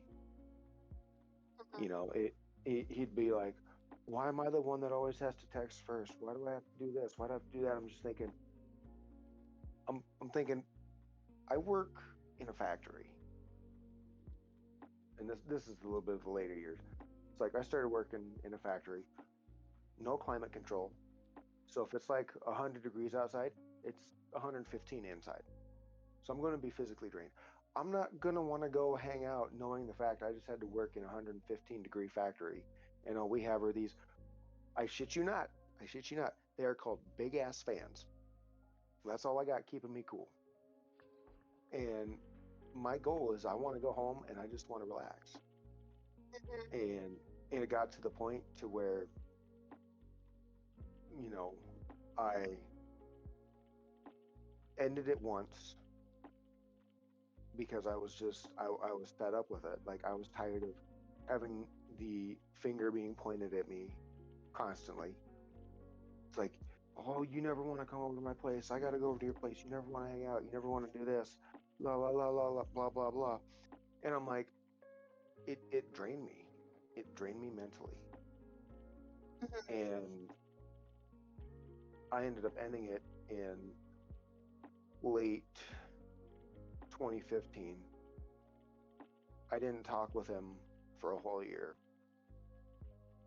And then his cousin, well, his fifth cousin, still a cousin in my book. I don't care. You're fifth, first, second, third, fourth, whatever. Cousin's a cousin. His cousin asked me to be in his wedding. And he's like, and the person I was having problems with is going to show up. I'm just like, okay. So at the wedding, I decided I'm just thinking, we've had a year off, maybe things have changed. And I decided to take the leap of faith and try to bury the hatchet, water under the bridge, whatever you want to call it. And things were good until 2019 when I was out and about. Well, I'll tell you, I was at Buffalo Wild Wings. I had a rough day. I wanted wings and I wanted a cold beer. Who doesn't like wings and a cold beer every once in a while? So not only am I relaxing, I am having a conversation with the bartender, whom I know personally. I'm having a conversation with him. I'm having a conversation with another friend. I'm having another conversation with another friend. And I look over and I'm sitting, there's an empty spot, and then this person sits down one spot away. And I'm just thinking, no, it can't be. And then I hear his voice and I'm just like, oh my God, it is. So then I start having a conversation with this person. So I'm having a 5-way conversation. Right. And I when it comes to texts, I will go with my oldest one first and work my way up. So that way I can kind of keep things in order. And he was just blowing up my phone constantly. And so it got to the point where like I didn't lose my cool at all. He's like, you know, we have all these disagreements, we have all these arguments, you know, you're the one that always starts these arguments. I'm just thinking, how do I start these arguments when I'm just sitting here? And I explained to him, I'm like, I'm having a 5-way conversation. I'm having one with the bartender, one with you, one with 2 other people, and then this is where things are going to take an interesting turn. Have any of you? Okay, Val, have you played GTA 3? I've seen clips of it. Yes. Have you heard of a voice actor named DJ Michael Hunt? Yes. DJ Michael Hunt is now a radio DJ for one of the local radio stations here in Iowa. And I was having a conversation with him. No shit. That is awesome. So I'm sitting here having a 5-way conversation. And my friend is just blowing my phone up. And it just got to the point to where I was reading his text and I was giving him deep empathetic responses and he wasn't taking it. And it eventually just got to the point to where I'm just like, I'm done. Straight up, I'm done. Like, and I said, I literally sent him a text. I go, I'm done. He says, and he's like, well, good. We could use another break. I'm like, no. This isn't a break. I am permanently done. This friendship is over. And I look at that now, it's like, could I have possibly salvaged the friendship? Possibly. But at what cost is the one thing I'm looking at what cost. And don't get me wrong, he was a great friend. You know, I will never wish ill upon anybody. I feel it's something I've learned, and it's not in my nature to wish ill upon anybody. Even if friendships come and go, that I still wish them the best in life and that they do what they can and achieve the accomplishments they truly want to achieve and the success they truly want to achieve. Right. And around that time, I met up with his cousin that got married, and he told me that originally, if me and his cousin, you know, I'm just gonna start name dropping here. Fair enough. It's not like you talk to these people anymore. Well, I still do. But whatever you feel whatever you feel comfortable with is what I mean, though. So my former friend Nick, he's got a cousin named Chris, and Chris told me if Nick and I hadn't had the falling out in 2015, that Nick also would have been a part of his wedding. Wow. But no matter what Chris's intentions were, he said the friendship and the connection that Chris and I had, that he was truly going to have me be best man. Oh my God. And once I found that out, it's like, and I told Chris, I says, I truly, and I said, I go, truly, I don't have a problem with Nick at all. I think he's a great guy.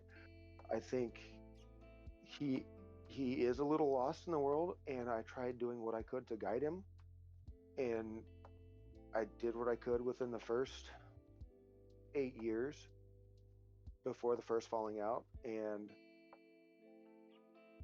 you know, I buried the hatchet the day of Chris's wedding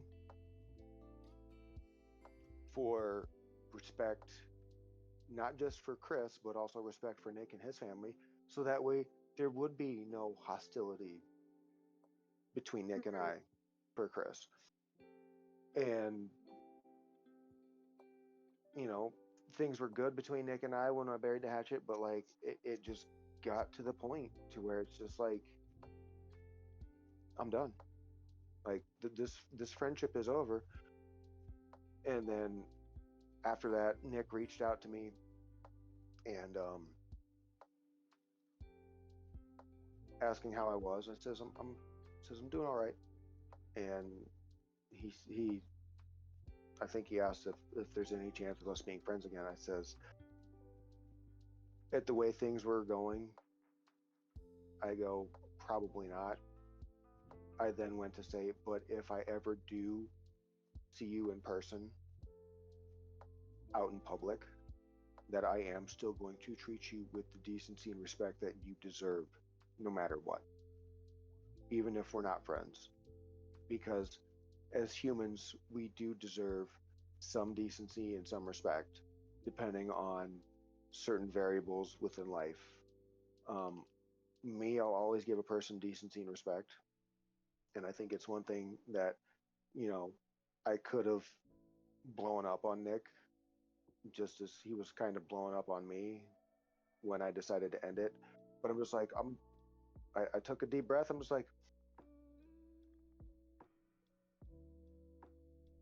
because it was like, I could tell with the text I was getting that he really wanted to try to get some sort of negative reaction from me, so that way I feel that he could possibly use that against me towards his family.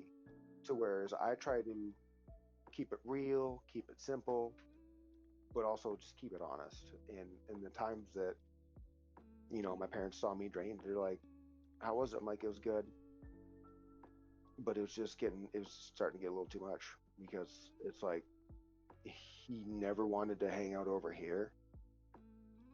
And then it's like, I always had to go over there. So I'm just like, okay.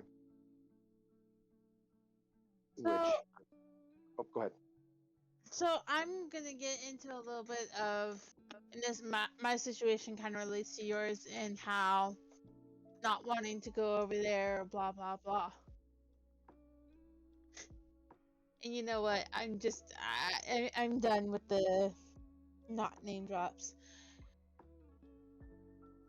My old friend Caden. I keep saying my friend because it's like I've been friends with him for so long.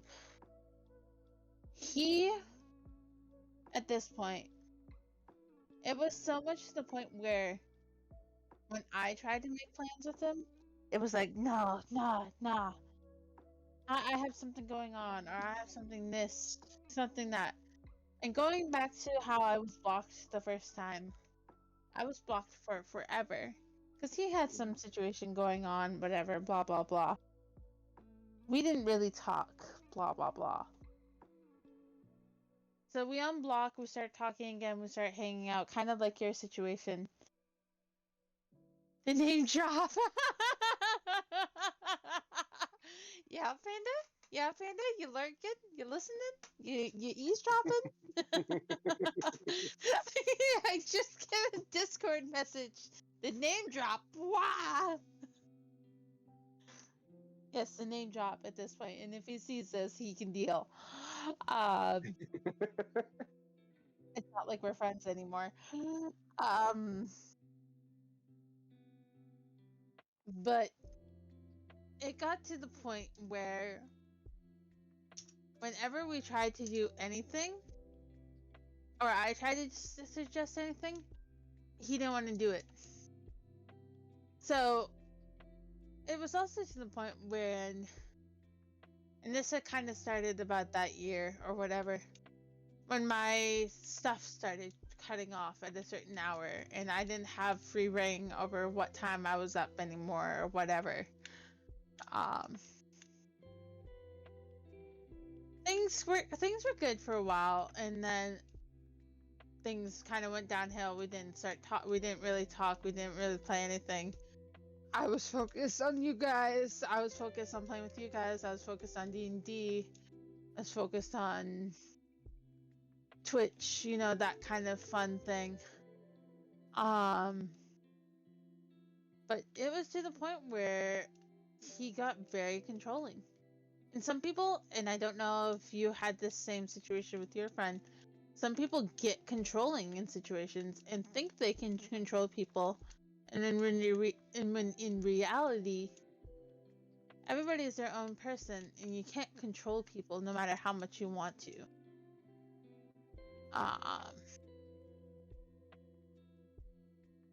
And then, and this is where it gets funny,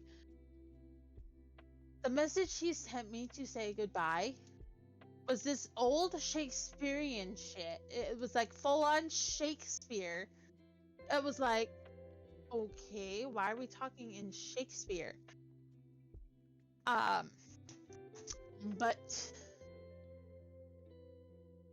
it was just one thing after another. It was so crazy.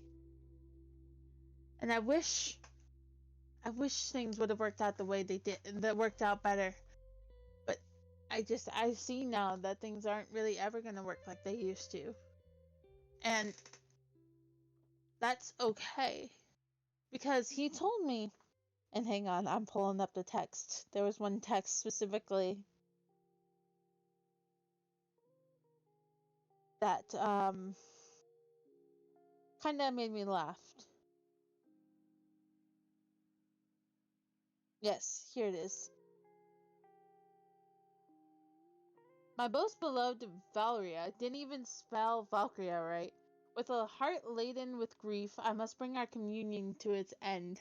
Starts with Shakespeare shit, like, what is this, the 1800s? Could be. I'm like, what are we, William Shakespeare writing a poem? And that took a little bit of my mental health, like, drained, because there was so much time I spent into getting to know people. I try to get to know people, I really do. But there's so much that I'm not going to try and get to know you and just ditch you if I don't just ditch people. I really don't. And the fact that he thought I was ditching him hurt me and took a toll on my mental health, because I'm like, no, it's not that at all. It's, I am busy. I've made plans with other friends. Our schedules are different. Apparently he said they weren't, but it's besides my point. I'm like, so what are we doing here? We just going to just watch each other and say, hey, look here, this isn't really working out. Let's do that. I'm like, no, let's not. Just, people I don't think realize the actions of what they're doing. And it's like, okay, I don't care. Go on with your life.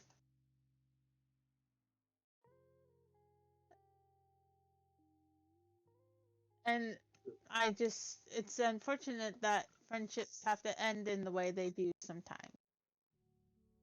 And I agree because I don't I don't think there's an easy way to end anything Oh God, no. because in the midst of 2023, um,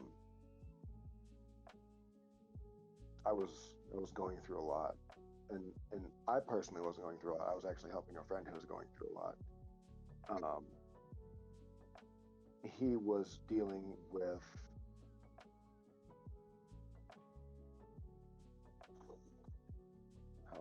how can I put this lightly? A controlling, narcissistic, cheating girlfriend. There we go. Oh, I know all too well about this. Um, Not so this and specifically, but I've had a situation like that last year. um, but she was draining him, and it was taking a toll on me, and it got to a point to where he didn't know what to do, and I knew, I knew, I knew something was about to happen. I knew something huge was about to happen because earlier he's like, I don't know what to do, you know, she's got a key, I got a key, and she always tried to be one step ahead of everything to cover her tracks. Oh, of course. She didn't know that in late 2022, because he was at the point running a small business because his boss made him almost like co-owner, but I'm not going to get into that story because it doesn't really relate to this. Um, I swung by and ended up buying a portable charger for the phone. And then he pulled me in. He's like, I don't know what to do. She's doing this. She's doing that. I'm pretty sure she's doing this. Yada, yada, yada. And I'm just like, does she have a key to the apartment? He said, yes. I said, okay. I go, is she normally home by the time you get off work? He said, yes. I said, okay. What does she try to do? He's like, well, she tries always to be 2 steps ahead, and she uses things like, you've now spoken this into existence. I'm just thinking, spoken that into existence? What the hell is she even talking about? How can we speak things into existence? I'm like, if I could speak things into existence, I'd wish both my friends back to life. Oh wait, I can't speak that into existence. No, God. But it got to the point to where, and I have many streamers can vouch for this. Like, I became virtually almost non-existent on Twitch. If I was lurking, and I didn't even say, hey, how's it going? How's stream going? I was in there, but I was trying to figure out exactly what the next move on her end would be. And how could I catch her off guard in the legal reasons? So, because I didn't want this to come back and bite me in the ass either. I didn't want him to bite him in the ass either. So him and I are talking. I said, she's got a key. You've got a key. He goes, yeah. And I said, give me your key to the apartment. He goes, okay. And then 2023, the day after Christmas, around, what is it like? She was a smoker, so she's like, he wakes up around 1 in the morning thinking she just went out for a smoke and she'll be back. She didn't show up. And it got to the point to where I'm sitting here. I think I pulled a late night of gaming with somebody, and I'm like, it's 1 a.m. my time. I need to get to bed. Yada yada yada. And they're like, okay, that's fine. By around 5 a.m, I didn't have my phone on silent. I had it on vibrate. I just hear my phone just blowing the fuck up. And apparently he woke up and talked to the kid, talked to the eldest that was still playing games in the wee hours of the morning. And eventually what happened is he walked out the front door and the kid closed the door behind him and locked him out. And he's like, I can't get back in, blah, blah, blah. I don't know where she's at, yada, yada, yada. I'm just like, all right. I said, give me 30 minutes. You can drive over here because he had the work truck. I said, drive over here, give me 30 minutes, let me shower, let me wake up. And with the spare key, what she failed to realize is that now I am 2 steps ahead of her. Right. And ultimately what happened was she freaked out internally. She freaked out internally because he sent her a picture text with me and him in the apartment, and he had to work that following morning at 7 a.m. So he's already whack asleep. He goes, I'm going to take a shower, and within less than 10 minutes, she's coming in here through the door, and she has this surprised look to see that I'm still here. And I think she just asked me one question. She's like, where is he? I'm like, oh, shower. And that was the only response he got out of me. I would say that my shadow was now in full control. Except instead of creating a huge scene and, yelling and screaming, I stood there with just this pure look of disgust on my face. And after I told her that he's in the shower, I didn't say a word for the next basically 2 hours.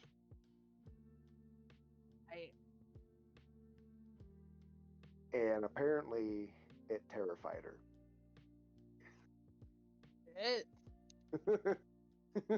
Shit. Smoky, terrifying? I don't believe it. Smoky, scary? I don't believe it. Push all the wrong buttons, have me go into straight silent mode. You'll see.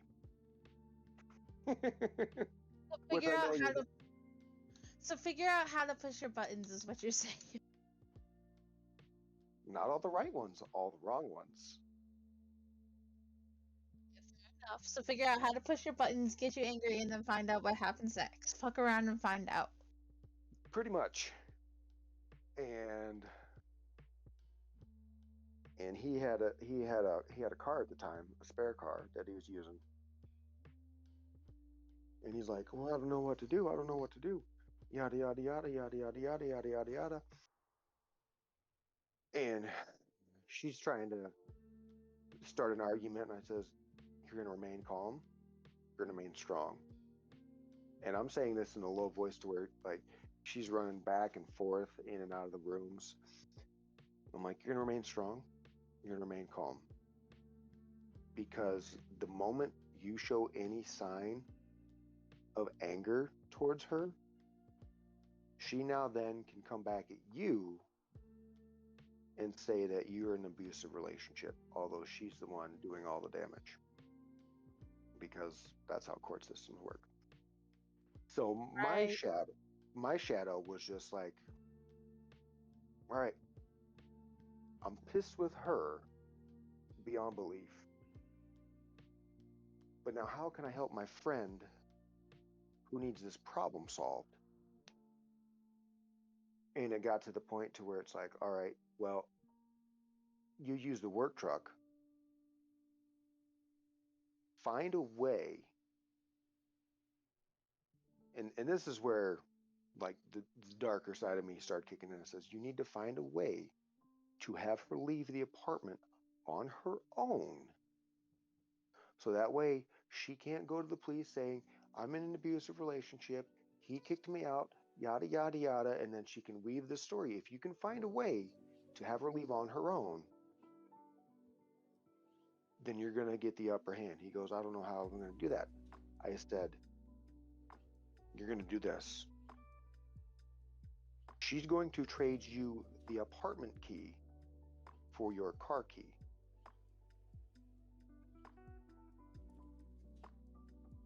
And she did. So she couldn't get back in the apartment on any level. And I felt bad. I felt bad because she did have 2 kids, but I'm just like, fuck around and find out. The moment you slip up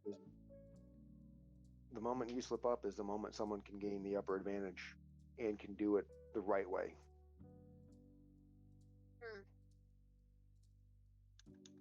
But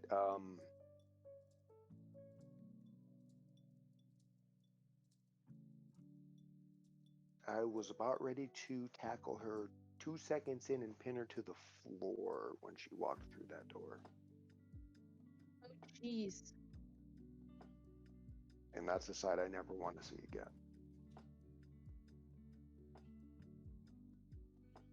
Oh, I don't blame you. Within myself, because that side actually did scare me. I feel like we all have sides of ourselves that we find out every day. And the scary thing about that is we never know when we're going to see a new side of ourselves or anything like that. True. And when did Sora get back? Because I just heard.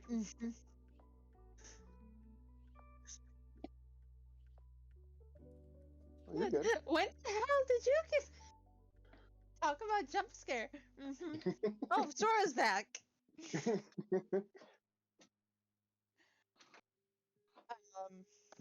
But, and I feel, and I'm going to rope in my boyfriend again. I feel one side that I had never seen of Sora, and you can tell me to stop with this, or you can tell me to keep going.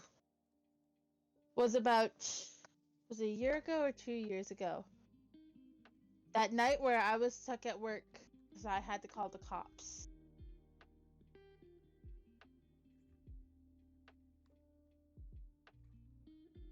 That was, I think, last year, 2 years ago. That idiot over there turned off his phone. And,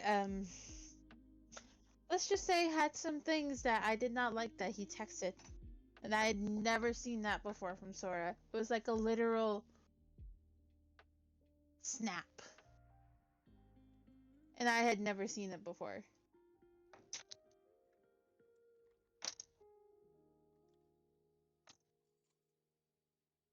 And I'm like, oh. So here I am. I'm literally stuck at, like, I'm finishing work. I ended up staying clocked in until about 10 p.m. that night at work. On the phone with the police. Trying to find that idiot. I don't think he ever realized how much I cared until that day. Correct me if I'm wrong.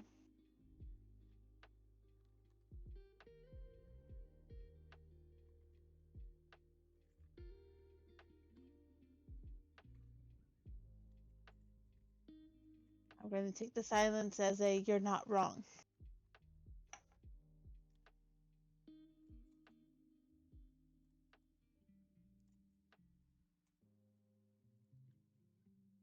Or my thing died.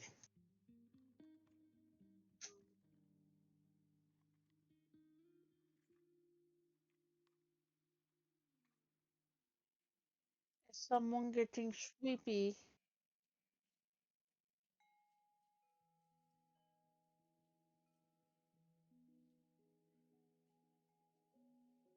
And I can understand that.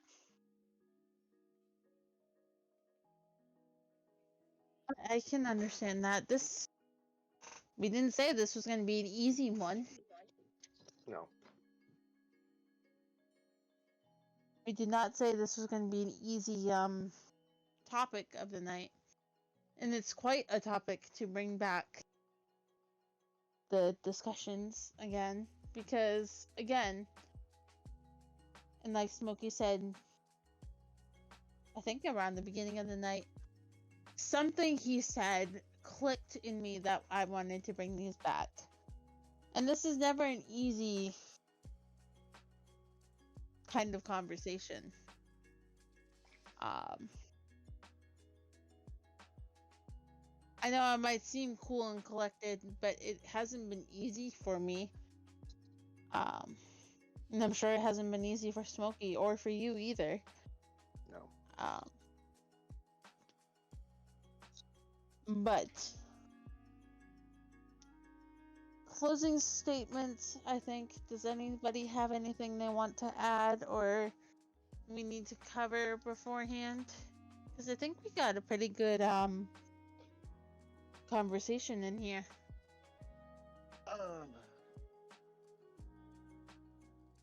Let's see here. Closing statement. Can I close with something that might make people think? Yeah, definitely.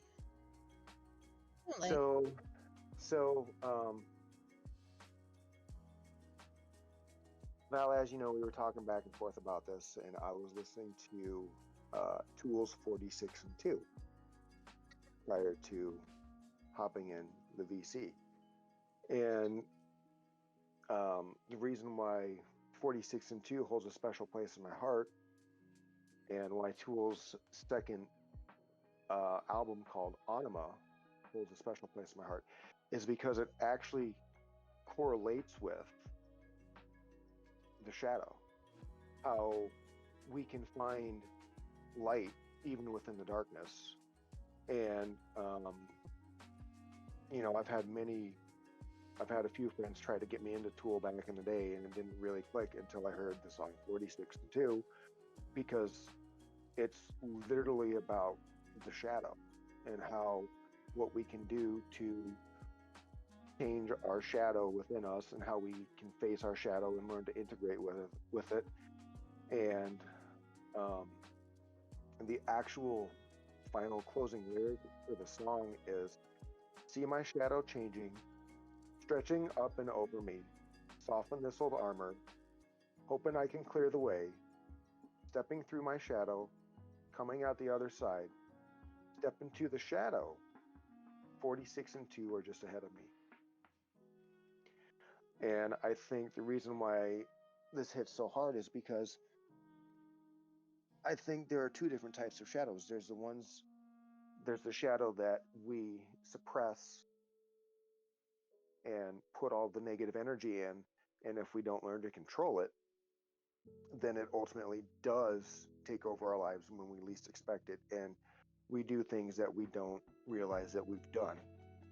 Whereas when we step back into the shadow again, we have faced it, we have seen our flaws, we have seen our weaknesses, we have now seen those weaknesses that we suppressed, we have now turned those into strengths. Therefore, we have now integrated the previous shadow into something new. And when it's softening the old armor, is we are shedding our old ways in search of more deeper, meaningful, authentic people within lives that are willing to open up on things such as we have all done tonight. And I think society could probably need a change. Society definitely needs to be changed in some way, shape, or form or another. And here's where I bring a society thing into what your like shadow thing and things like that are. Um, yes, shadows can be looking at us all the time.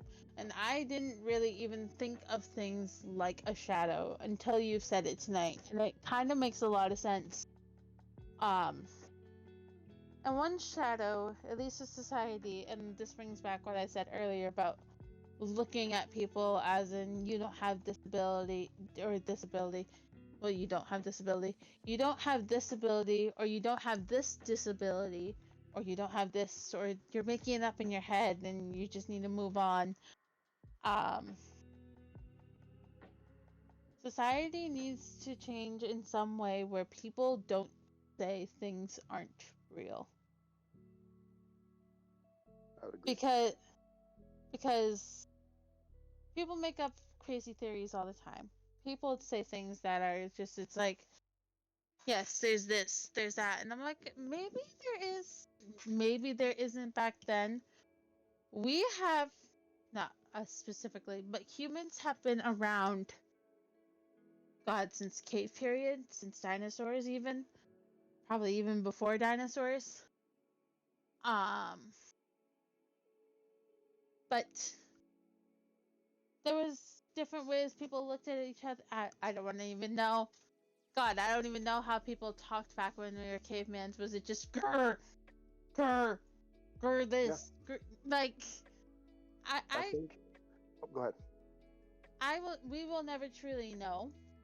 But I'm sure there was some form of people looked at cave people, cavemen, cave women, cave children, cave animals. I don't even know what we have been in back in cave people times. But I'm sure there was ways they looked at each other then, and then, you know, things just flawed into today. And then some of those views from way back before BC, it's just some of them probably haven't changed, and things need to change, or the world is always going to be the same. And that's what makes me scared for children nowadays, especially the ones being born today, born yesterday, born into this, I don't want to say shithole of a world, but quite literally, quite literally is a shithole world right now. And so it's going to be, and I sense the sarcastic comment coming. Oh, you might change your mind about kids. That's why I don't want to have kids. I don't want to have kids because this world is so shitty. I don't wish that upon any child. Neither do I. And it's like I look at my niece and nephew and see what they're going through, and I'm like, my mom put it the best.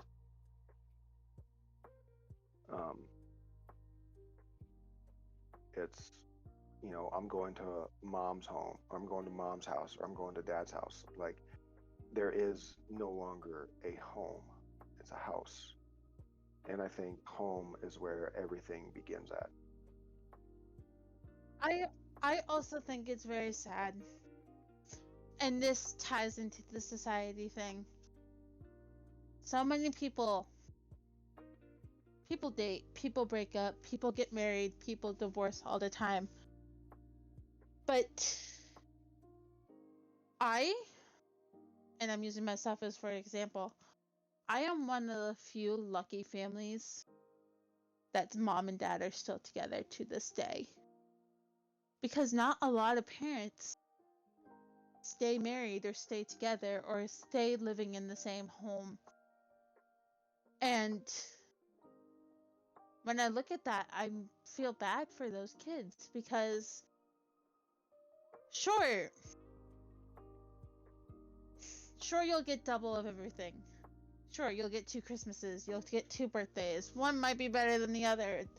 But I'm like, at the end of the day, they're just materialistic things. Mm-hmm. It's not like we're going to be able to take anything with us. I joke around all the time, and this speaks into the materialistic things. Sora got me the Supernatural box set for my first birthday. I was dating. He hates me that I didn't have him, that I didn't wait, because it's much cheaper now than it was when he bought it. Because it was 15 seasons, it was all on Blu-ray, and it was like $300. And now it's like $150. Besides the point, I joke around all the time and say I want to be buried with that Supernatural box set. In reality, I'm never going to be able to take it with me.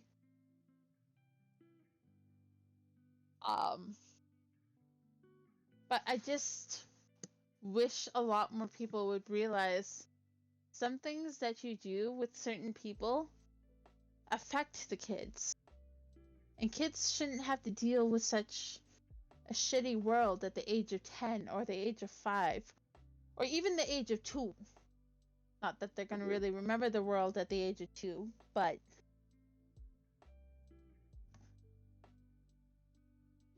And I agree. And I think if we just,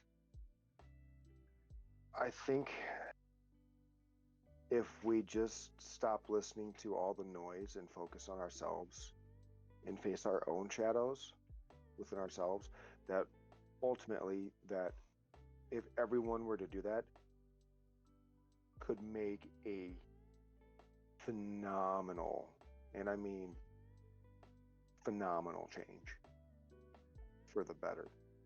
I think a lot of things need to be changed in this world. And not just society, and not just the views on mental health. I know this has nothing to do specifically with the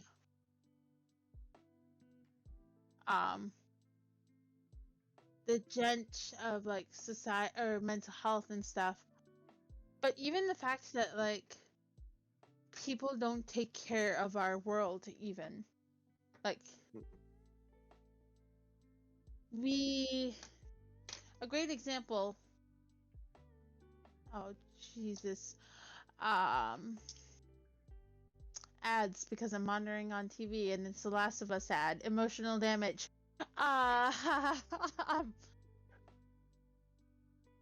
But like one prime example, and I fear people aren't going to do this nowadays, and it's going to kill the world. One great example of it is people throwing away trash, people doing recycling, like how we treat the world within a like garbage sense and everything like that too. Obviously, and I say this because it still happens at my house and it's become habit. I don't see many people recycling or anything like that anymore. It all just goes into one barrel and goes to the landfill. Mm-hmm. And like, it's going to come to that point, and I don't see it in any of our lifetime, where we're going to have to literally get on spaceships like fucking Wall-E and move to Mars or something like that. Because the planet is going to become uninhabitable, I feel. And again, it's not going to be in our lifetime. No. I know that. But I think unless you guys have anything else, that is where we're going to call it here. I'm good. Zora? Well, thank you, Smokey. Okay. Well, thank you, Smokey. Thank you, Sora, for joining in on this. It's been a great time, and I've been really deeply enjoyed our conversation. Thank you for having me. Of course. Of course. And I hope to have you in another one in the future. We will be in contact. Definitely. Definitely. Not that we haven't been talking more lately since our, what's it called, conversation. True. So, I think, and Sora, can we go to the screen with the setup while I close out?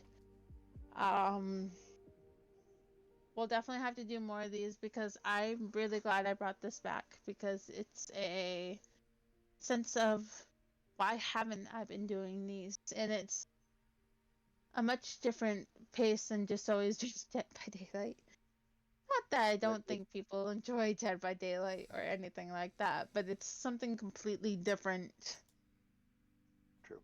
And I think it's almost like a self-sense of awakening as well. Yes. I would definitely say so.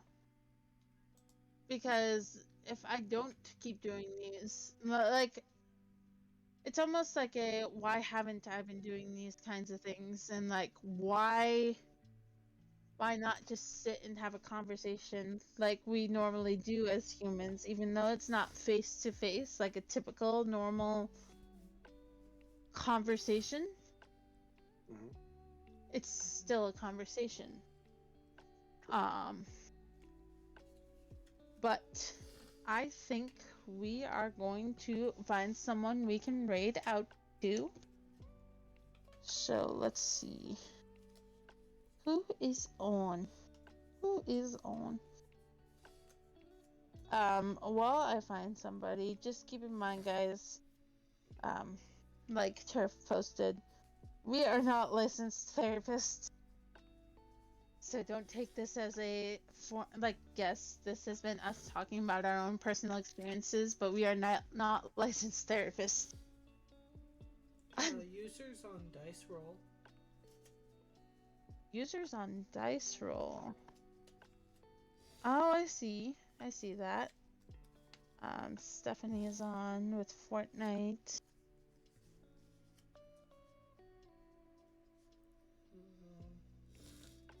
Zeus is on.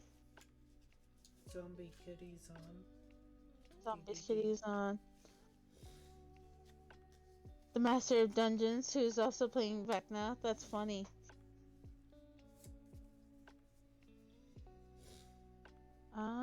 Let's see.